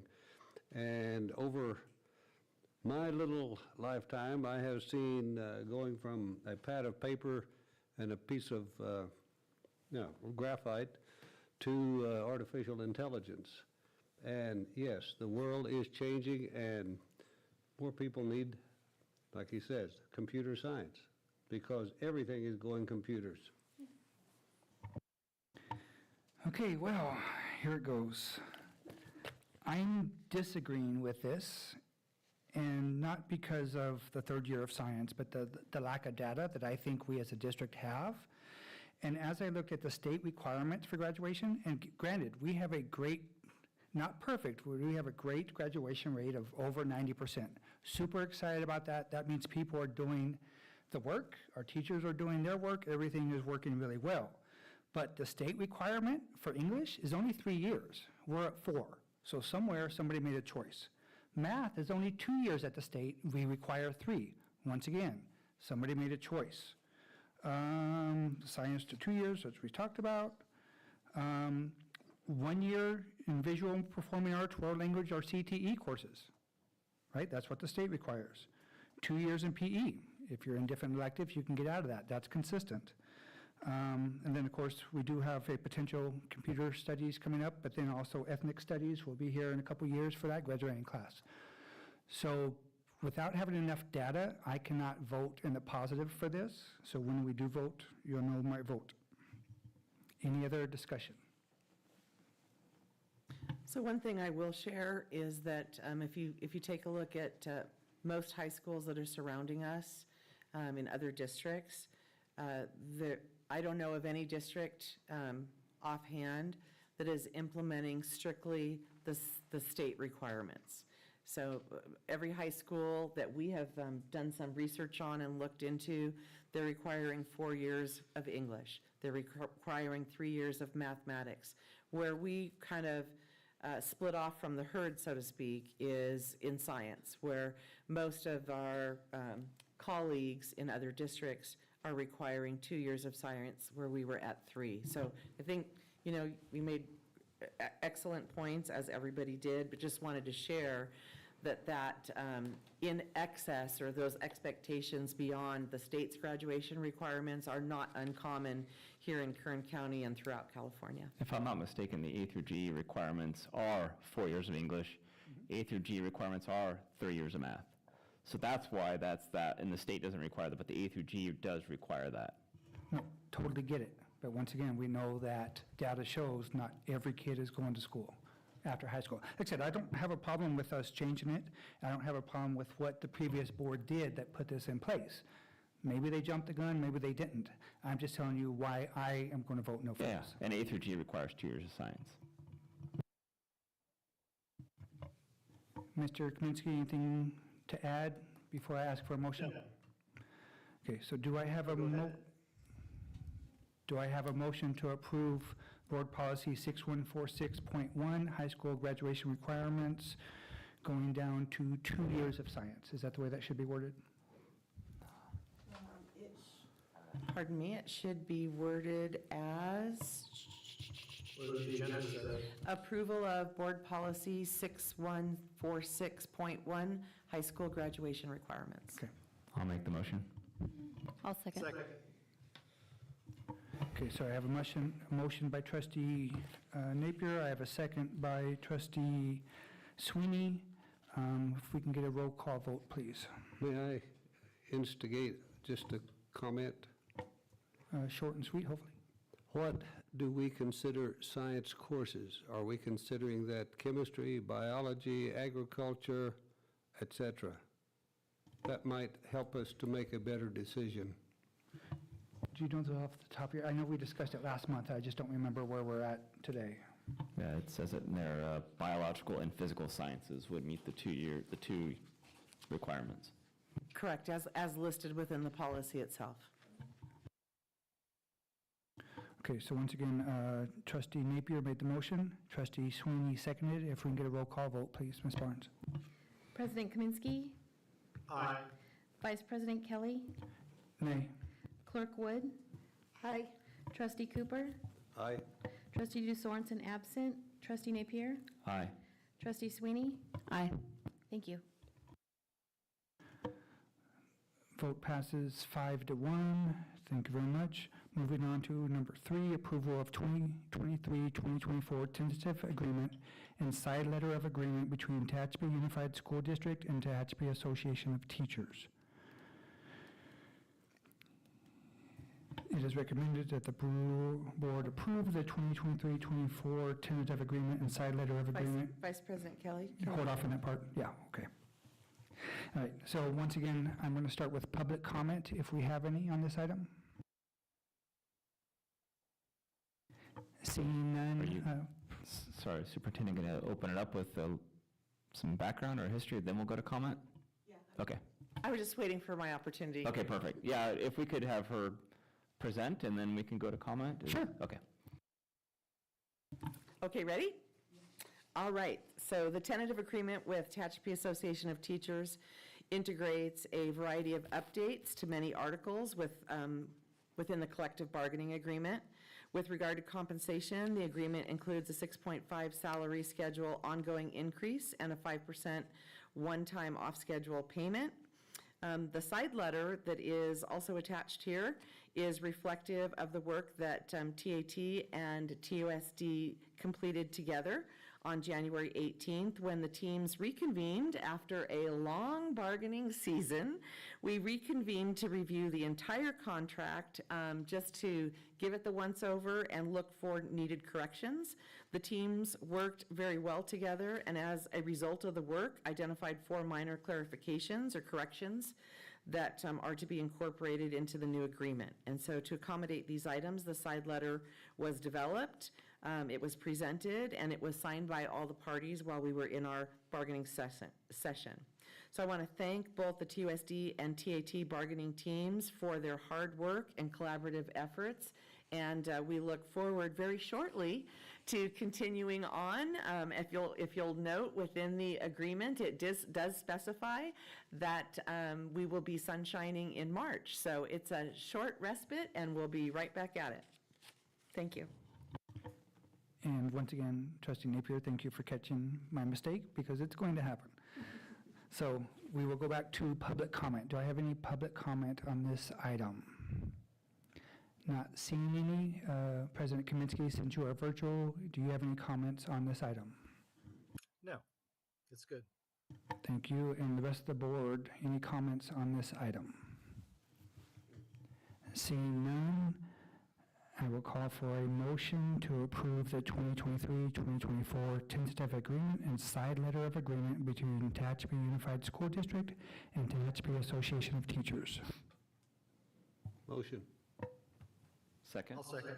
Oh, sorry, Paul. No problem. It was so moved by Trustee Cooper and then seconded by Trustee Napier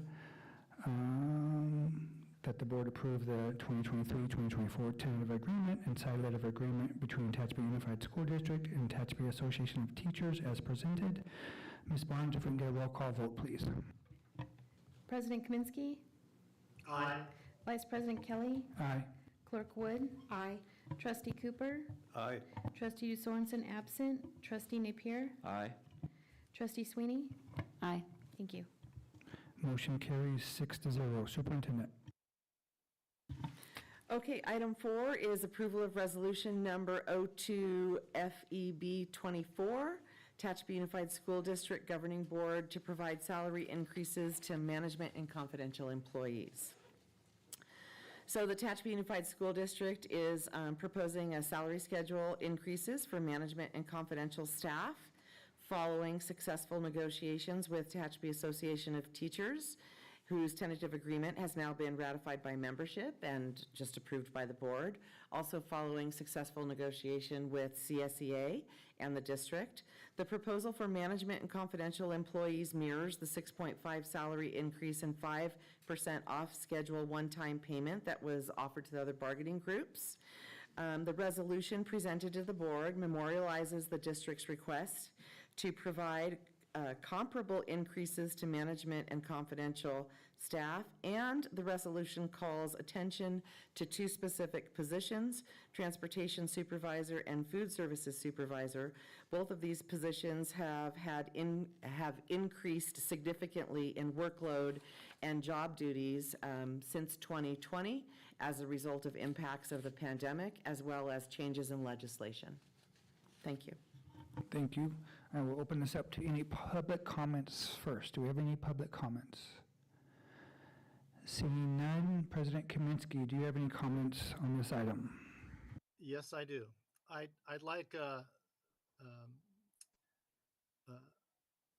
more specific description of what's significantly more workload since 2020. There's I'm thinking of more than 2 positions. I'm thinking of a director of technology.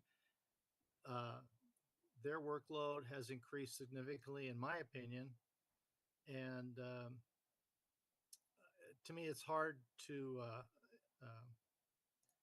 say which position should be paid more than any other when they're all at the director level, supervision level. And also want to bring up, and this was before the superintendent's time,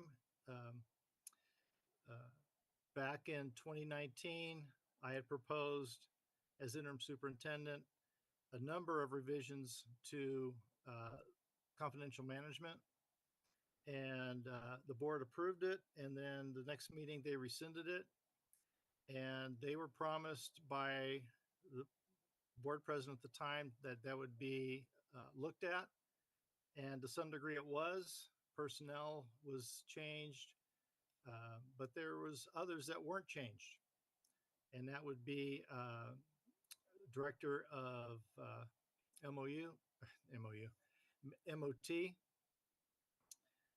That hasn't been addressed in 5 years. And there's also director of special ed. That was not addressed in 5 years. And I already mentioned director of technology. That workload has changed tremendously in 5 years, although not part of the original overhaul of the salary structure. So anyway, nothing, I'm going to be voting yes, but I'd like to get some feedback from the board and any plans from either the superintendent or Mr. Tazari over addressing those other positions that I mentioned. So board, would you like me to go ahead and respond? Okay. So I did list in the board summary note some of the general additions that impacted both the food services supervisor and transportation supervisor. Those include, for food services, the addition of universal free meals, breakfast and lunch for all students, which is significantly different. And the increase in the summer feeding program. We've always had a summer feeding program, but now we're including meals for students served through the summer extended care program and through our more expansive summer school programs as well. On the transportation side, the state changed the requirements, so the district now has to produce a transportation plan. As a board, there's been significant action to increase the number of vehicles that we have as a district and purchase additional buses to increase our ridership. We've removed the charges for students to purchase bus passes, so we have more drivers and more students that we're serving, with an expectation that there's a plan developed and presented to the board by transportation. So that's just kind of globally addressing some of the changes to those positions. With regard to Mr. Kaminsky's question about the directorships, the positions that we've listed this evening are supervisors. And we recognize that on a longer term, we do want to look at potentially making recommendations to the board to, trying to figure out the best way to describe it, create tiers within the directorships that we have here in the district based on the responsibilities. And in working with legal counsel and in our team, a decision was made that that process of going through and revising the job descriptions to reflect accurately what's currently the expectations, along with doing significant research at comparable districts to go through all these director positions, make the adjustments, and then make adjustments on the salary schedule is something that's going to be longer term, and that we would anticipate taking a look at that once we have the governor's the May revise coming out and going forward, because that's going to extend out over several months to bring, the job descriptions forward, first read, second read, et cetera, and where those would be placed. With regard to the Director of Special Ed, that job description was addressed and rewritten just a few years ago, and so that salary was addressed at that time. But we're not in disagreement of looking at the other classified director positions as well and trying to make adjustments there as we go forward. This is just something that with a significant impacts to these two supervisor positions that were a priority for our team to bring forward now without creating a change in their specific job descriptions, because they are doing what they've always done. They're just doing it a lot more. And we're very, very pleased to be able to bring to the board a 6.5 raise across the board for all of Management Confidential and the 5% one-time off schedule. So hopefully that helps to respond to the questions that you had, Mr. Kaminsky. Yes, but with all due respect, what was given to the site administrators, a year and a half ago with the custodial positions, that's something they deal with every day, not during the summer, not during peak times. It's every day, and no, it's not in this, but in the future, I think they need to be. Whoever handles it needs to be compensated more than they are now, whether it be a vice principal or a principal.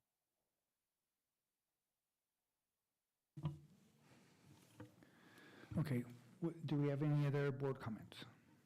I have a question. Maybe when you and the board president see the time is appropriate and fit, maybe you could bring something to the board, just not a full salary survey, that you guys need to figure that out when you can, but maybe something to the effect of, when was the last time a significant job description change and or a significant salary adjustment was made, aside from the everyone got a 6.5, that kind of thing, like, hey, we modified this job description and we increased the pay because of blah, blah.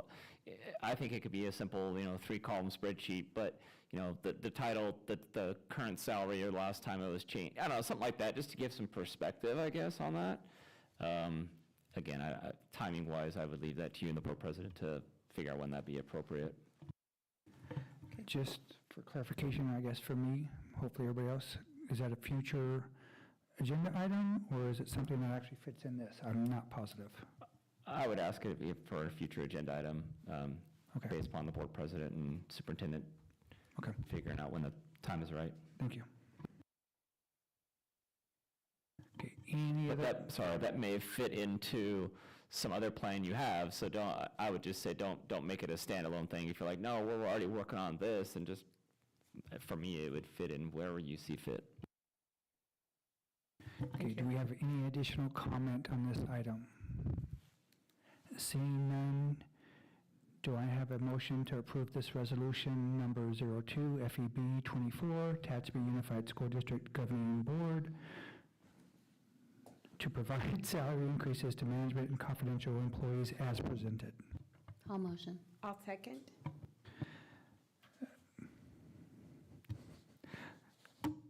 Just lost my mind. Thank you. It was motioned by Trustee Sweeney, seconded by Clerk Wood. Roll call vote, please, Ms. Barnes. President Kaminsky? Aye. Vice President Kelly? Aye. Clerk Wood? Aye. Trustee Cooper? Aye. Trustee DeSorensen absent. Trustee Napier? Aye. Trustee Sweeney? Aye. Thank you. Motion passes 6-0. Superintendent, number 5, please.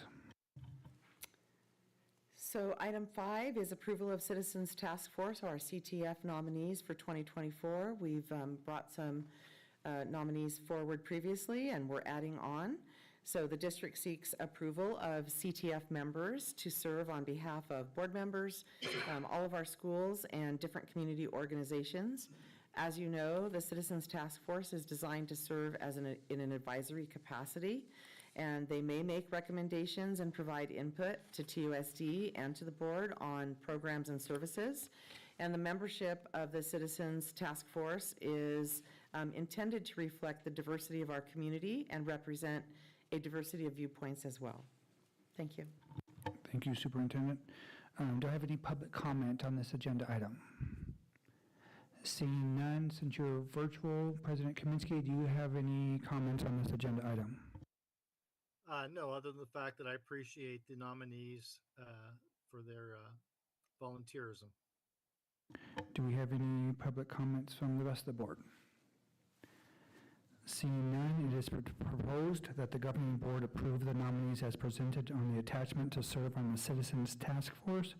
Nominations were made by school sites and civic organizations in addition to a request for each board trustee to appoint a representative. Do I have a motion? Motion. I'll second. It was motioned by trustee Cooper, seconded by trustee Napier, that the board approve the Citizens Task Force nominee as presented. Mrs. Barnes, if we can get a roll call vote, please. President Kaminsky? Aye. Vice President Kelly? Aye. Clerk Wood? Aye. Trustee Cooper? Aye. Trustee DeSorensen absent. Trustee Napier? Sorry, aye. Trustee Sweeney? Aye. Thank you. Motion passes 6-0. The California School Boards Association ballot, official 2024 delegate assembly, runoff ballot, region 12-B, Kern County. Superintendent, please.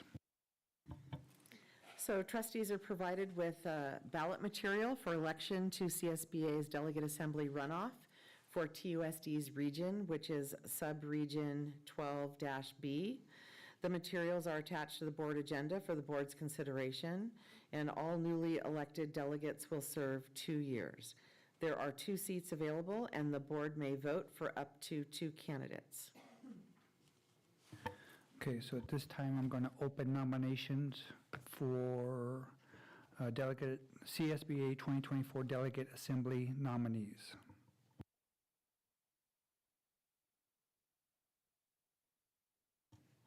Seeing no new nominations, knowing that we have 2 on there already, I will open it up to public comment. Do we have any public comment on the CSBA 2024 delegate assembly nominees? Seeing none and seeing President Kaminsky is still virtual, I'm going to open up. Do you have any comments or discussion, Mr. Kaminsky? No, I do not. Any other discussion from the board? Seeing none, I will close nominations. And at this point, do we go to a roll call vote, or do I need to read the names on the resolution? We need a motion from the someone to suggest how the vote would be carried out based on the candidates. There's 2 candidates, Anthony Fuentes from Bakersfield City School District and Pamela Johnson from Standard School District. So you can vote for one or you can vote for 2. So there would need to be a motion proposed to reflect the vote. I'll make the motion to vote for Anthony Fuentes and Pamela Johnson. Do I have a second? Second. Okay, so at this point, I can go to roll call vote, correct? Thank Yes, you. sir. Ms. Barnes, if you would, please. President Kaminsky? Aye. Vice President Kelly? Aye. Clerk Wood? Aye. Trustee Cooper? Aye. Trustee DeSorensen absent. Trustee Napier? Aye. Trustee Sweeney? Aye. Thank you. Motion passes 6-0.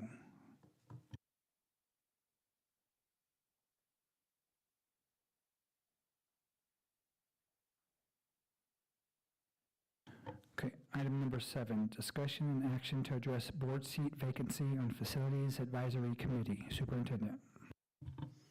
Thank you. At the December 2022 regular board meeting, the TUSD Governing Board approved the formation of the Facilities Advisory Committee. There are currently 13 seats for voting membership on the committee, in addition to the 2 board member representatives appointed by the board. Due to the resignation of Trustee Napier from the board seat on the Facilities Advisory Committee, the district is seeking guidance on the appointment of a new member of the board to fill the vacancy, or conversely, adjustment of the bylaws to remove the second board seat of the committee. So basically, we're coming to you and looking for direction on how you'd like to proceed.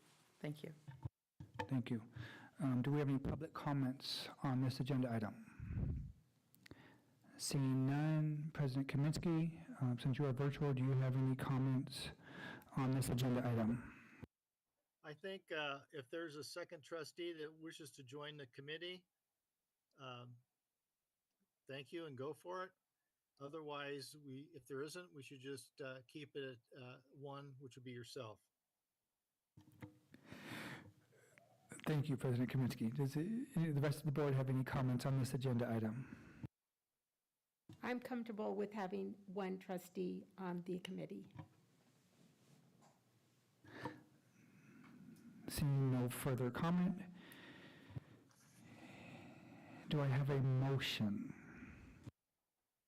So, excuse me, the motion would need to be to revise the Facilities Advisory Committee bylaws to reflect accordingly the participation of one board member. Thank Okay, you. so I'm going to attempt to do that. So it is recommended that the board revise the bylaws of the Citizens Task Force, no, Facilities Advisory Committee. Am I getting the words right? Okay. To reflect one board member. Do I have a motion for that? I'll make the motion. I'll second. We have a motion by Clerk Wood. We have a second by Trustee Sweeney. Ms. Burns, roll call vote, please. President Kaminsky. Aye. Vice President Kelly. Aye. Clerk Wood. Aye. Trustee Cooper. Aye. Trustee DeSorensen absent. Trustee Napier. Aye. Trustee Sweeney. Aye. Thank you. Vote passes 6-0. Looking at the time, and I know my energy level, I would propose at this point that the board take a 7-minute break. You want to go 5? Okay, so we're going to go a 5-minute break. It is now 9:47. Return at 9:53.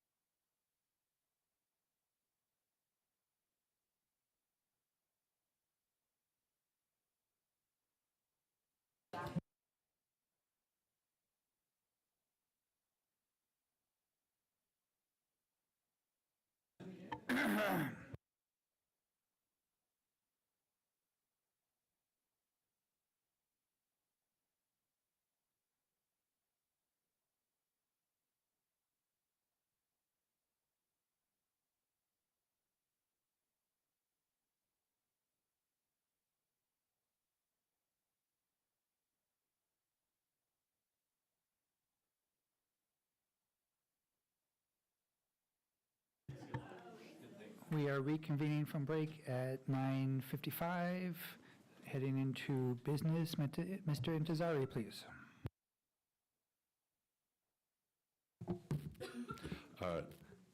Thank you, Vice President Kelly and Superintendent and School Board.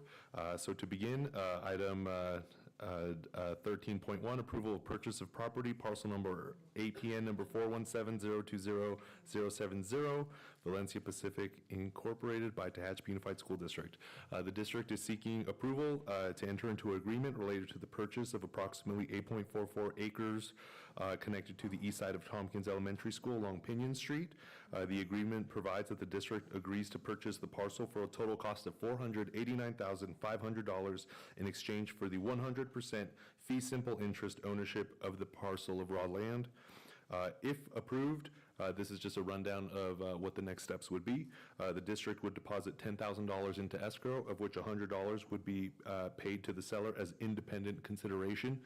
Should the deal not go through, the $100 is the only part that is not refundable. The agreement allows for 150 days, 90 days plus a 60-day extension to perform due diligence such as surveying, geotechnical testing, etc. The district intends to engage Merriman Hurst and Associates to fulfill our responsibility to hire a qualified appraiser. If the appraisal does not come in at or above the purchase price, the terms of the contract allow for the price to be renegotiated between buyer and seller. We seek your approval to enter into this agreement.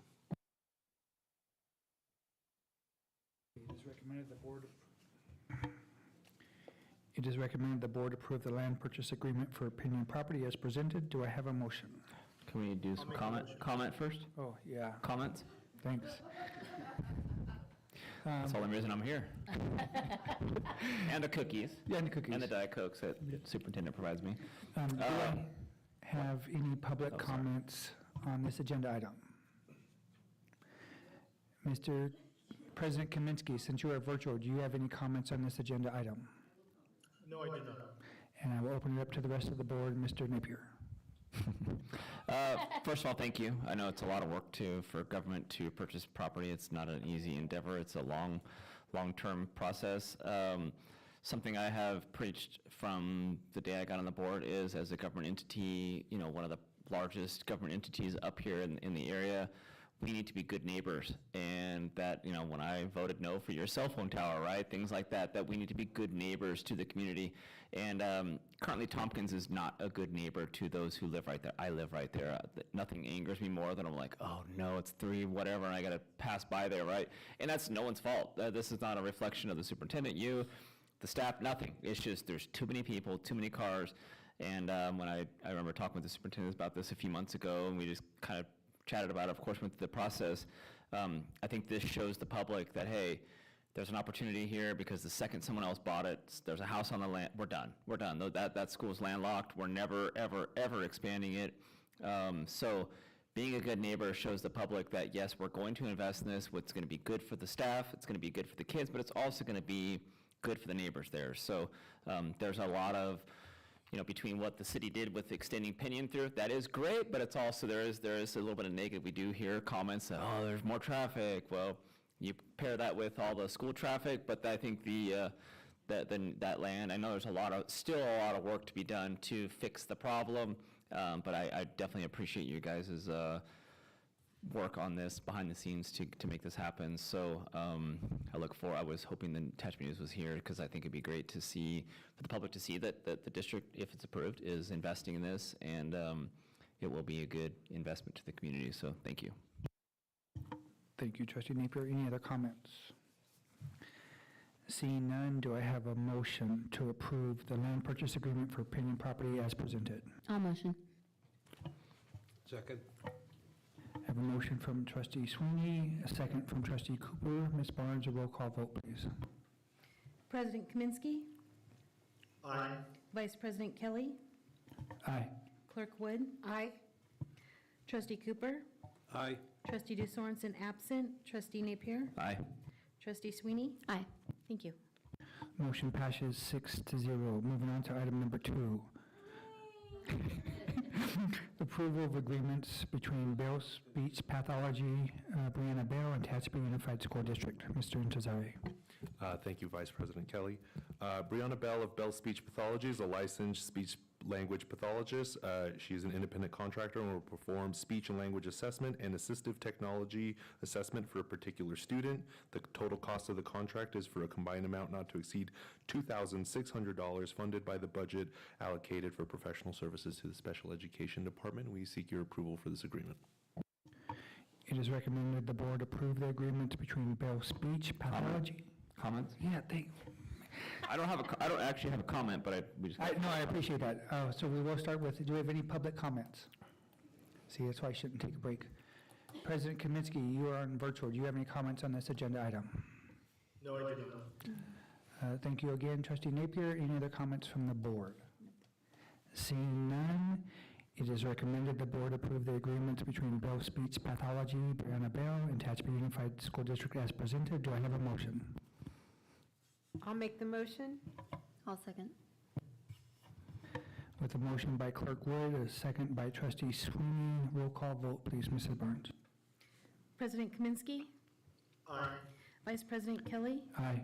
Clerk Wood. Aye. Trustee Cooper. Aye. Trustee DeSorensen absent. Trustee Napier. Aye. Trustee Sweeney. Aye. Thank you.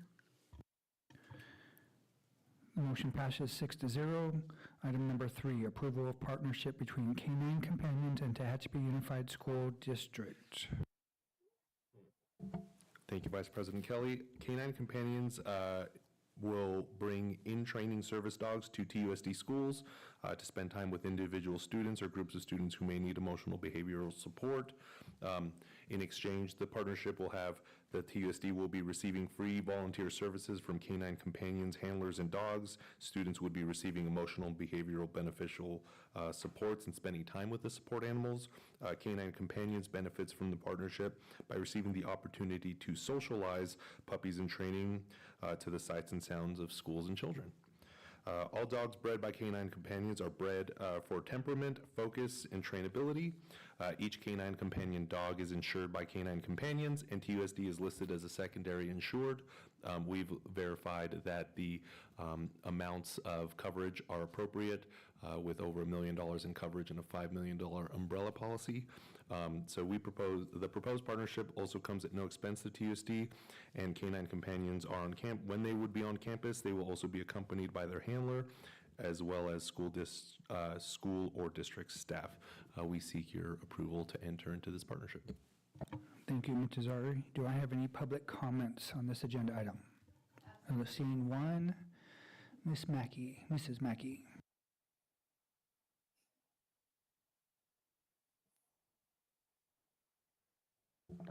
There we go. There we go. This topic is near and dear to my heart and also to Ms. Bowman's heart. We, long time ago, had approached the board about having therapy dogs on campus or facility dogs. We were so excited to have Newton on campus. He was there all the time. This is not only going to help our students that are having some issues throughout their day, it's also going to help your staff. Our staff loved to have the dogs there.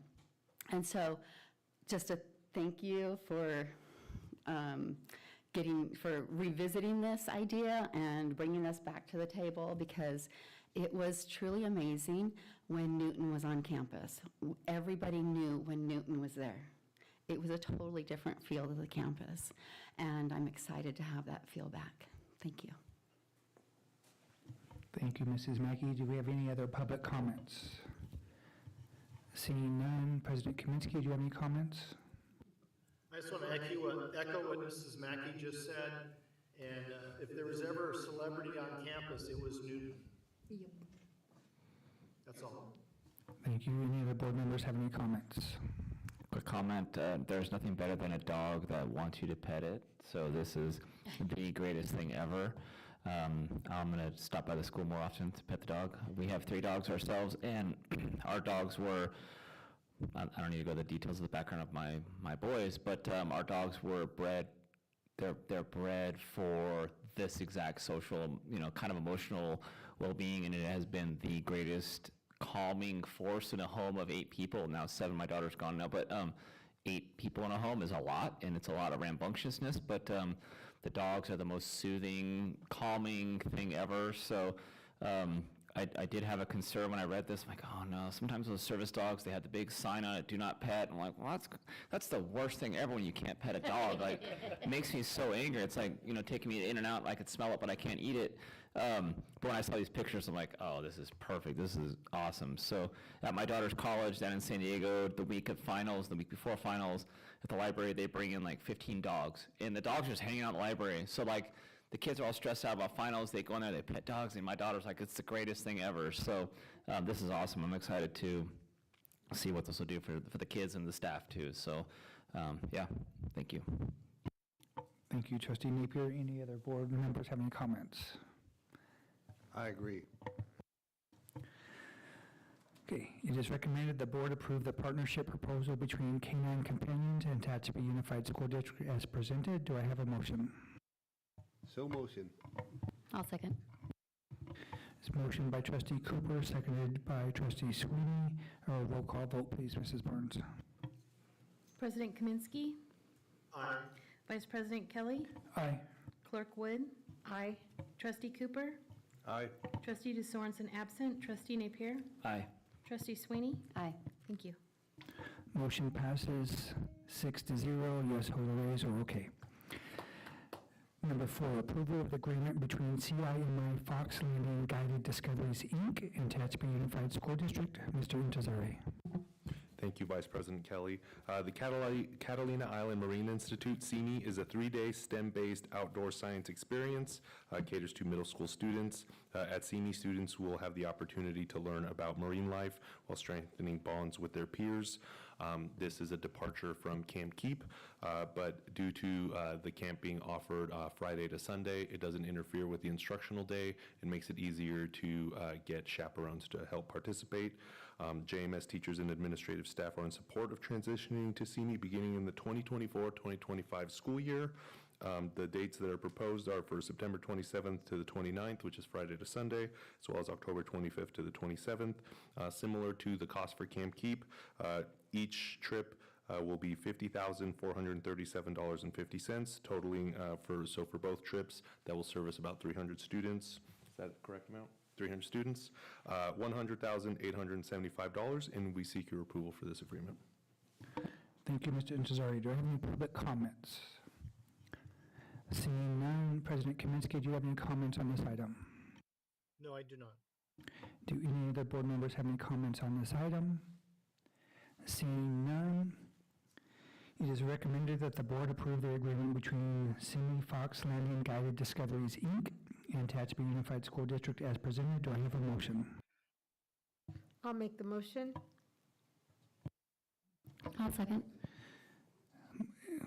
Motion by Clerk Wood, seconded by Trustee Sweeney. Roll call vote, please, Mrs. Barnes. President Kaminsky. Aye. Vice President Kelly. Aye. Clerk Wood. Aye. Trustee Cooper. Aye. Trustee DeSorensen absent. Trustee Napier. Aye. Trustee Sweeney. Aye. Thank you. Motion carries 6-0. Number 5, approval of the agreement between Core Learning, OL and LA Quote, and Tehachapi Unified School District. Mr. Intezari. Thank you, Vice President Kelly. TUSD would like to offer teachers the opportunity to participate in an 8-week professional development asynchronous course, which means they would be able to do it at their own pace at a time that is more convenient for them in order to strengthen and or develop effective instructional strategies for the acquisition of literacy. The instructional services team, learning directors, and elementary RTI teachers have previously completed the course and believe that this training would be highly valuable to classroom teachers. The cost of the agreement is $15,700, and this would be funded by Title II restricted funds for the purposes of training certificated staff allocated to the Instructional Services Department. We seek your approval for this agreement. Thank you, Mr. Intezari. Do I have any public comments on this item? Seeing none, President Kaminsky, do you have any comments on this item? No, I do not. Do any other board members have any public comments on this item? Seeing none, it is recommended the board approve the agreement between Infinity Communications. The board approve the agreement between Core Learning, OL and LA Quote, and Tehachapi Unified School District as presented. Do I have a motion? All motion. Second. Motion by Trustee Sweeney, seconded by Trustee Cooper. Mr. Barnes, roll call vote, please. President Kaminsky. Aye. Vice President Kelly. Aye. Clerk Wood. Aye. Trustee Cooper. Aye. Trustee DeSorensen absent. Trustee Napier. Aye. Trustee Sweeney. Aye. Thank you. Motion passes 6-0. Moving on to item number 6, approval of the agreement between Infinity Communications and Consulting and Tehachapi Unified School District. Mr. Intezari. Thank you, Vice President Kelly. Similar to the upgrades at Jacobson Middle School, the district is proposing a similar project at Cummings Valley, utilizing supplemental funding from the Federal Schools and Libraries Program. This is E-rate, so just to provide a little background, you know when you have your cell phone bill and there's lots of little charges and you think they're probably fraudulent, maybe some of them are, but some of them do go to the benefit of schools. So the purpose of the E-rate program is to help make high-speed internet and telecommunication services affordable for eligible schools by providing discounts. And so the district is eligible for a 60-40 match of funds. So a large project that costs $1 million, the district would be on the hook for $400,000 of the whole million. So with the help of consultants such as Infinity Communications and Consulting, we would be able to enter into consulted through the process. There's multiple phases. They would be responsible for project management, which would be soliciting competitive bids, selecting a service provider, and then arranging the services. They would leverage the federal support by applying for discounts and reviewing the applications to ensure that they meet the requirements of the federal program. And then there would be the cost associated with the administration of the project. This is not the cost of the project, this is the cost of the consulting fee attached to the project, and then if a bid were to be awarded, then we would bring the lowest responsive bidder to the board for approval for the entire project, and then that's where the 60-40 match comes in. So the cost of the services, consulting services mentioned, is not to exceed $10,250, and this would be funded by the allocation for capital projects to the technology department, and we seek your approval for the agreement. Thank you, Mr. Intezari. Do you have any public comments on this item? Seeing none, President Kaminsky, do you have any comments on this agenda item? No, I do not. Thank you. Do any other board members have any comments on this agenda item? Seeing none, it is recommended the board approve the agreement between Infinity Communications and Consulting and Tehachapi Unified School District as presented. Do I have a motion? I'll make the motion. I'll second. It was motioned by Clerk Wood, seconded by Trustee Napier. Mrs. Barnes, roll call vote, please. President Kaminsky. Aye. Vice President Kelly. Aye. Clerk Wood. Aye. Trustee Cooper. Aye. Trustee DeSorensen absent. Trustee Napier. Aye. Trustee Sweeney. Aye. Thank you. Motion passes 6-0. Item number 7, approval of the agreement between Dr. Melissa A. Reeves, LLC, and Tehachapi Unified School District. Mr. Intezari. Thank you, Vice President Kelly. This agreement is to supplement the existing protocol that's in place that outlines procedures for threat response. And this would provide formal training on how to investigate and classify the severity of a threat for responsible TUSD staff. Dr. Reeves' training would teach TUSD staff about current research and recommendations so that participants can ensure our school's threat assessment process includes current best practices when responding to a threat of violence. Additionally, Dr. Reeves will provide information about how to document and follow through after a threat is investigated. The cost of the proposed contract is $3,000 and would be funded by the budget allocated to student services for professional services, and we seek your approval to enter into the agreement. Do I have any public comments? Seeing none, President Kaminsky, do you have any comments on this agenda item? No, I do not. Do any board members have any comments on this agenda item? I have a question. Is the school resource officer involved in this training? Are they engaged in the agenda, the curriculum, the process? Is the police chief involved? I mean, is... I know it includes the SRO in terms of like their involvement. This is more stems from on the student level of being able to identify threats with students, working with school psychologists and the social workers. So they would be involved, but not the law enforcement side of it, if you understand what I'm trying to say at this late hour. This was a recommendation from our school psychologist team to help us refine the threat assessment determination. And it's primarily working with students to evaluate the students themselves. And anytime there's a threat of violence that we become aware of, that involves law enforcement as well. Okay.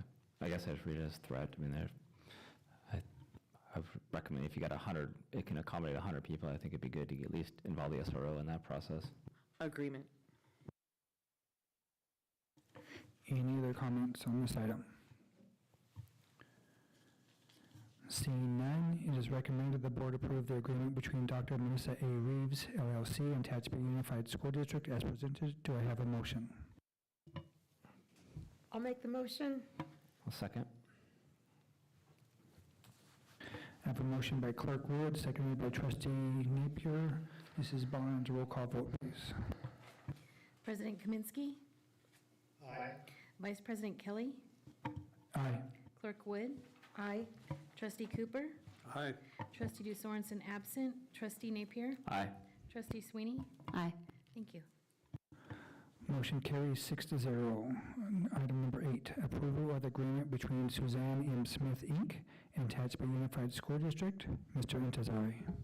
Thank you again, Vice President Kelly. Suzanne M. Smith is a board-certified and licensed occupational therapist.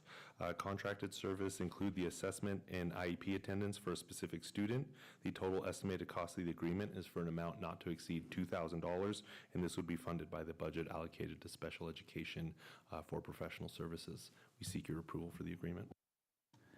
Thank you, Mr. Intezari. Do I have any public comments on this agreement? President Kaminsky, do you have any comments on this proposed agreement? No. Thank you. Any other board members have any comments? Seeing none, it is recommended the board approve the agreement between Suzanne M. Smith, Inc. and Tehachapi Unified School District as presented. Do I have a motion? So motion. I'll second. The motion was presented by Trustee Cooper, seconded by Clerk Wood. Mrs. Barnes, roll call vote, please. President Kaminsky. Aye. Vice President Kelly. Aye. Clerk Wood. Aye. Trustee Cooper? Aye. Trustee DeSorensen absent. Trustee Napier? Aye. Trustee Sweeney? Aye. Thank you. Motion carries 6-0. Number 9, approval of the agreement between Gabriella Vodanovic, PT, and Tehachapi Unified School District. Mr. Intezari. Thank you, Vice President Kelly. Gabriella Vodanovic is a board-certified and licensed physical therapist. The district has 2 students currently that require physical therapy services for 90 minutes per week. There may potentially be more students that require services, but currently the district expects to utilize 38 hours worth of services at a rate of $250 per hour. The total estimated cost of this contract for services, including assessment and meeting attendance, is for an amount not to exceed $15,000 funded by the budget allocated to the Special Education Department for Professional Services, and we seek your approval for the agreement. Thank you, Mr. Intezari. Do I have any public comments?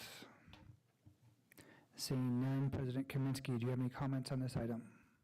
No, I do not. And the rest of the board members, any comments on this item?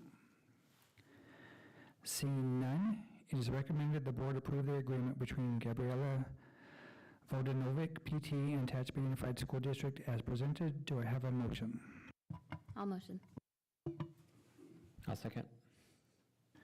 It's motioned by Trustee Sweeney, seconded by Trustee Napier, that the board approve the agreement between Gabriella Vodanovic, PT, and Tehachapi Unified School District as presented.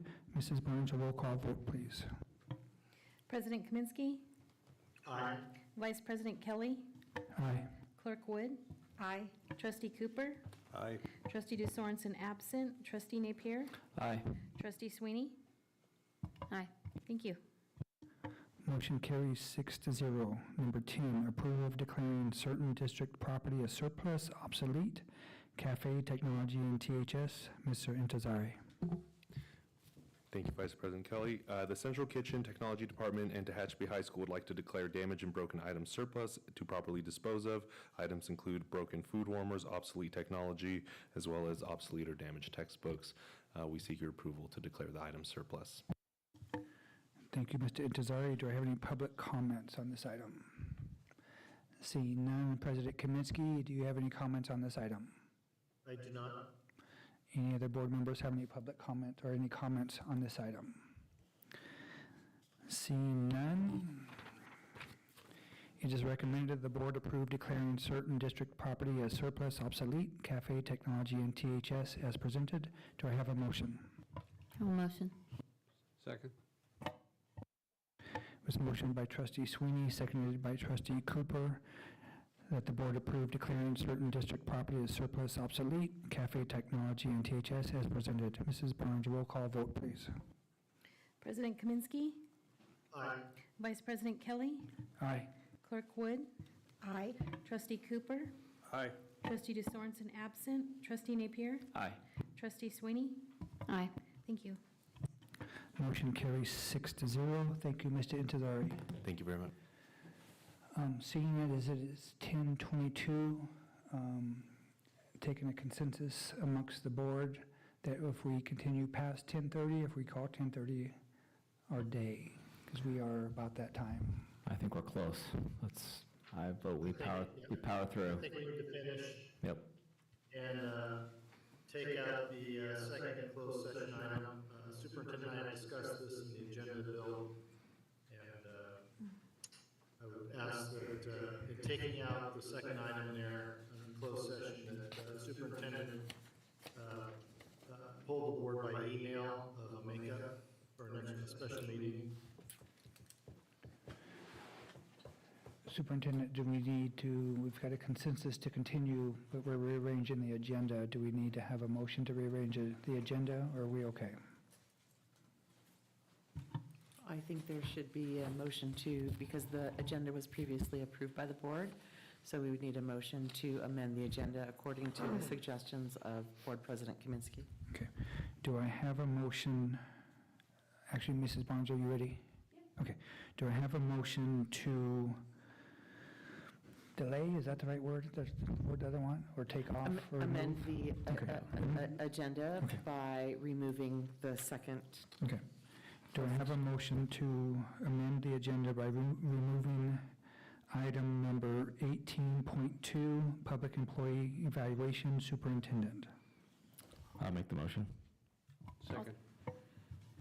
Motion was made by trustee Napier, seconded by trustee Cooper to remove public employee to amend the agenda to remove the public employee performance evaluation superintendent.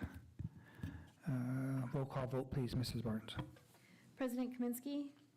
Aye. Vice President Kelly. Aye. Clerk Wood. Aye. Trustee Cooper. Aye. Trustee DeSorensen absent. Trustee Napier. Aye.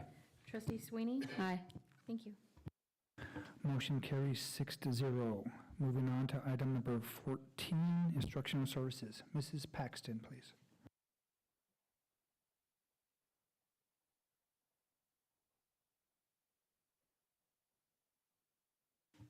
Sorry, item number 14.1, information item, secondary extended field learning experiences. Okay. Per Board Policy 6153, all field trips that extend 100 miles or more beyond the boundaries of the school district shall be subject to the approval of the superintendent. Listed for the board's information is the superintendent's approval for the following field trips. Tehachapi High School students to tour Los Angeles Trade Technical College in Los Angeles on March 5th. Tehachapi High School CTE classes and Safe School Ambassadors Club to attend a leadership event at Disneyland in Anaheim on April 8th, 2024. Thank you, Mrs. Paxton. Do I have any board comments? They both sound really fun. I'd like to go. They do need chaperones. Yeah. Any excuse for Disneyland. I'm there. Any additional board comments? President Kaminsky? No. Moving on to item number 2, first read of coursework, sports leadership and technologies 1. Mrs. Paxton. The CTE, Technology Education Department at Tehachapi High School wishes to offer a new class for the 24-25 school year, Sports Leadership and Technologies 1. This course explores the significant and continually developing role that technology and data play in the professions associated with athletics. Thank you, Mrs. Paxton. I feel your pain and perfect perseverance. Thank you very much. Do you have any board comments on item 14.2? No. Seeing no comments? Like my last comment, this sounds awesome. I'd like to attend the class. I have no skills for this, but it sounds fun.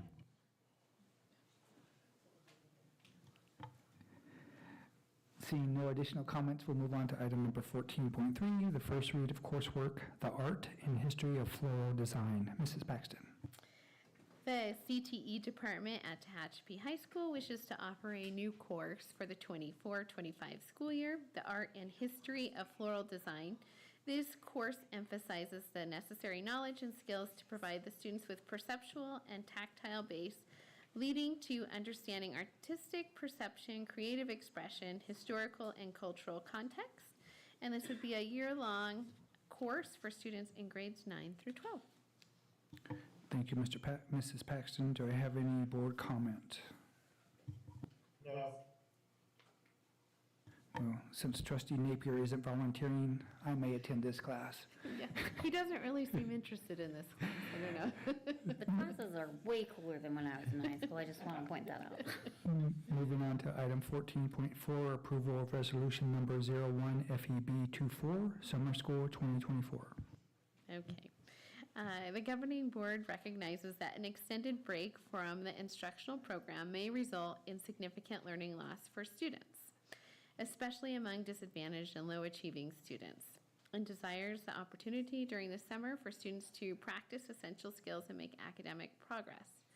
For the 2024 summer, TUSD proposes to offer summer programs that blend high-quality academic instruction in core curricular and/or elective subjects with recreation, nutrition programs, and social and emotional development.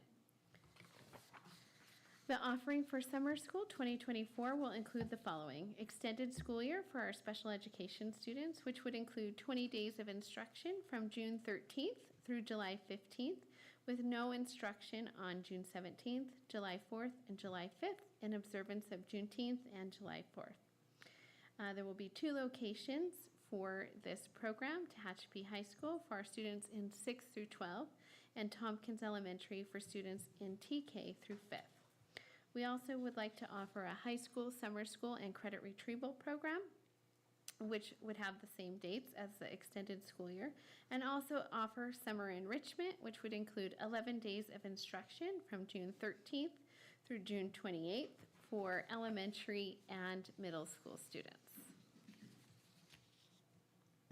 Thank you, Mrs. Paxton. Superintendent, do I need to read this resolution? You do not need the resolution. We would just include approval of the resolution in the motion. Thank you. Do I have any public comments on summer school 2024? Seeing none, President Kaminsky, do you have any comments on summer school 2024? No, I do not. Do any other board members have comments on this resolution for summer school 2024? Seeing none, it is recommended the board approve resolution number 01 FEB 24, summer school 2024 as presented. Do I have a motion? I'll motion. I'll second. It is motioned by trustee Sweeney, seconded by clerk Wood. The board approve resolution number 01 FEB 24, summer school 2024 as presented. Mrs. Barnes, roll call vote, please. President Kaminsky? Aye. Vice President Kelly? Aye. Clerk Wood? Aye. Trustee Cooper? Aye. Trustee DeSorensen absent. Trustee Napier? Aye. Trustee Sweeney? Aye. Thank you. Motion passes 6-0. Item number 14.5, approval of grades K-5 mathematics textbooks for 30-day public review. Mrs. Paxton. Instructional Services convened a committee comprised of administrators and teachers from the elementary sites to evaluate curriculum choices. Members of the committee have reviewed and recommend for adoption iReady Classroom Mathematics textbooks for the elementary mathematics adoption. iReady Classroom Mathematics is a robust mathematics program that gives students the opportunity to tackle complex concepts and hone their critical thinking skills about mathematics. iReady has provided the following link where educational partners can get a high-level overview of the program, browse some of the research base that supports the program, and watch videos of a typical day in action. Thank you, Mrs. Paxton. Do I have any public comments? Seeing none, President Kaminsky, do you have any comments on this agenda item? No, I don't. Thank you. Do any other board members have any comments on this textbook agenda item? Seeing none, it is recommended that the following grades K-5 mathematics textbooks for 30-day public review be approved as presented. Do I have a motion? I'll make the motion. I'll second. Motion was made by Clerk Wood, seconded by Trustee Sweeney. Mrs. Barnes, roll call vote, please. President Kaminsky? Aye. Vice President Kelly? Aye. Clerk Wood? Aye. Trustee Cooper? Aye.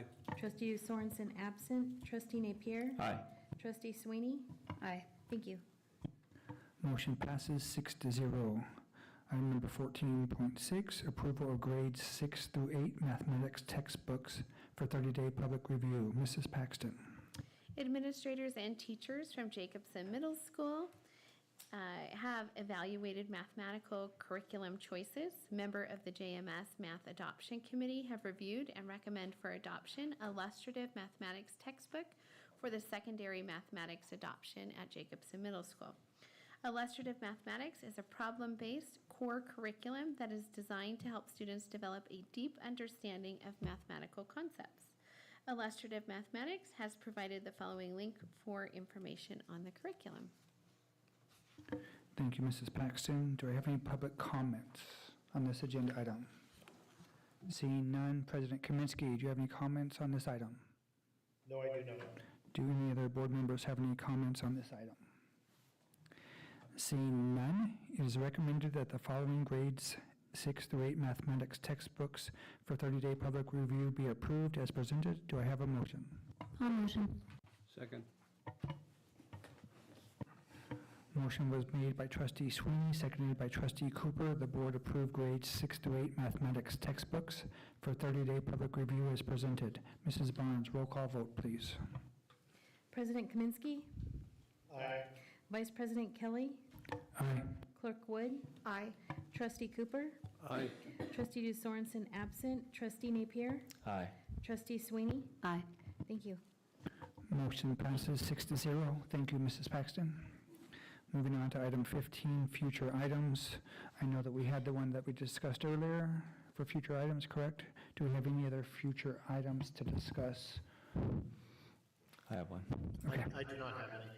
thank you. Trustee Napier. I have one. I was hoping Mr. Lowe would still be here, but over the past handful of years, having kids pass through the middle school and all my kids play basketball, the gym at the middle school's floor, the gym floor at the middle school is an utter disaster and safety nightmare. I know there's plans for gym floor replacements. I know we replaced the floor at I guess it was my middle school, now Tila's gym. I would like to see a presentation to the board as to when that is going to get replaced, not just stripped and waxed. I think it's, from what I gather from talking to people over the years, that floor is done. I'm, again, being good partners, good neighbors, safety for our kids is the primary goal. We also utilize that gym for partnership with the Tehachapi Valley Park and Recreation District. They use that every single Saturday for basketball, which is awesome.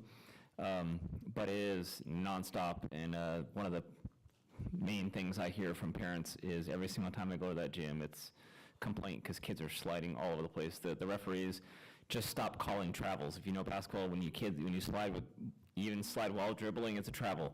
But they stop calling travels because it's that bad. So we need to get that expedited and dealt with as soon as possible. So I'd like to see something from Mr. Intezari or the superintendent to provide us an update as to the plan for replacement, not just strip and wax again.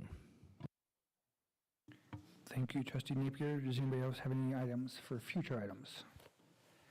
Seeing none, we move on to item number 16, the launch. And Superintendent, that's you, right? That's me. And I'm going to tag team with Ms. Kendra Bailey, our principal from Golden Hills Elementary, as she is the presenter of this evening's launch. Good evening again. I have the honor and pleasure of doing our launch this evening. The video I selected to show you is a video that I showed to teachers to launch our very first beginning of the year staff meetings. That's a big staff meeting that's several hours long. And some of the teachers cried, and some of them shared that the video did deeply inspire them, and others asked me to send it to them following the meeting. And that's what a launch should do. It should inspire us. So I like it because we all get tired, and I think we're really tired, right? But this video reminds us of our why and the lasting impact we can have in the lives of students. So enjoy. Thank you. You are reminded when you see me that you have the power to jump in front of his trajectory, in front of her trajectory, and alter it forever.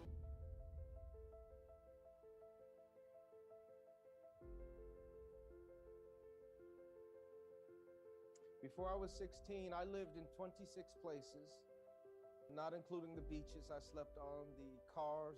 I slept in the alleys. We slept in the strangers' houses. I was the kid you saw coming from a block away that prompted you to turn around or cross the street or clutch your purse. And I used to cry myself to sleep, wondering if things would ever get better. And I was the kid who took all those issues with me to school. But several loving adults came into my life and helped me turn things around, helped me return to school, helped me become the first person in my family to graduate from high school, helped me go to college. My friends, I share this with you not to impress you, but I share this little bit of my life with you to impress upon you that when you see me, you're reminded of your power to change the direction of a student's life. When you see me, you're reminded that no matter what goes on at that kid's house, no matter what trauma or pain that kid has been through, no matter what circumstances he has come out of, when he shows up in your class, when he shows up on your campus, you are reminded when you see me that you have the power to jump in front of his trajectory, in front of her trajectory, and alter it forever when you see me. You're reminded that all things can become new with you when you see me. You're reminded that relationships matter. You're reminded that understanding where your students come from matters. When you see me, you're reminded of the importance of getting close with that child, that student, looking him or her in the eyes and saying, I see something special in you. I see something powerful in you. I see greatness in you. When you see me, you're reminded of your power.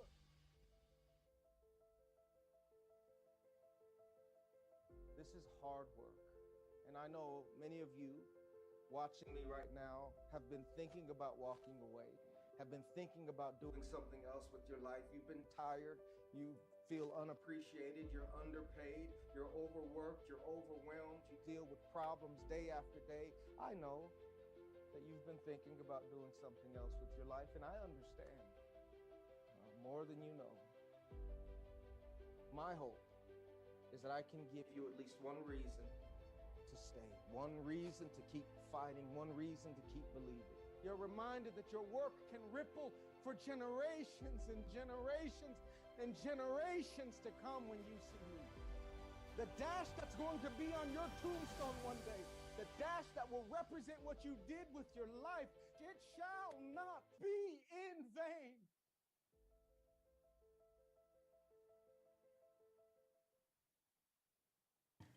Thank you for that, Mrs. Bailey.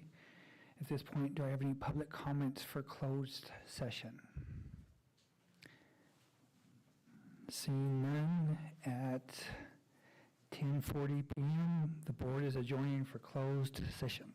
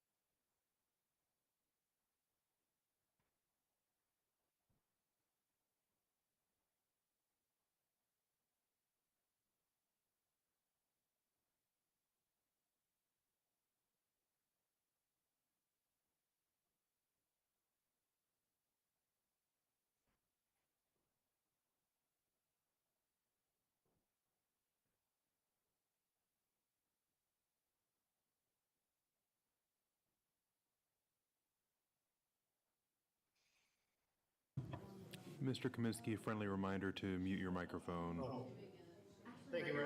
No problem.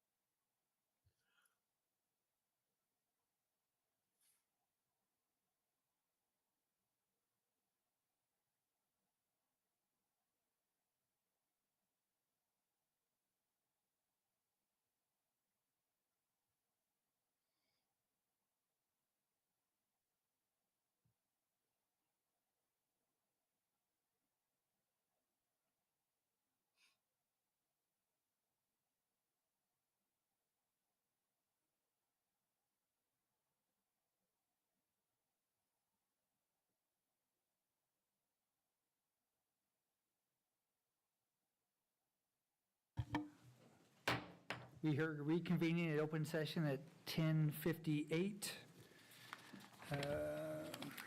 Reporting out from closed session, Public Employment Code 54957, Subdivision B1, title, Teacher Request for an Unpaid Leave of Absence, Certificated Employee Number 5649, was denied with a motion by Trustee Napier, seconded by President Kaminsky. Roll call vote, please, Mrs. Barnes. President Kaminsky? No, or aye. Vice President Kelly? Aye. Clerk Wood? Aye. Trustee Cooper? Aye. Trustee DeSorensen absent. Trustee Napier? Aye. Trustee Sweeney? Aye. Thank you. Thank you, Mrs. Barnes. Motion passes 6-0 in favor to deny request for unpaid leave for certificated employee number 5649.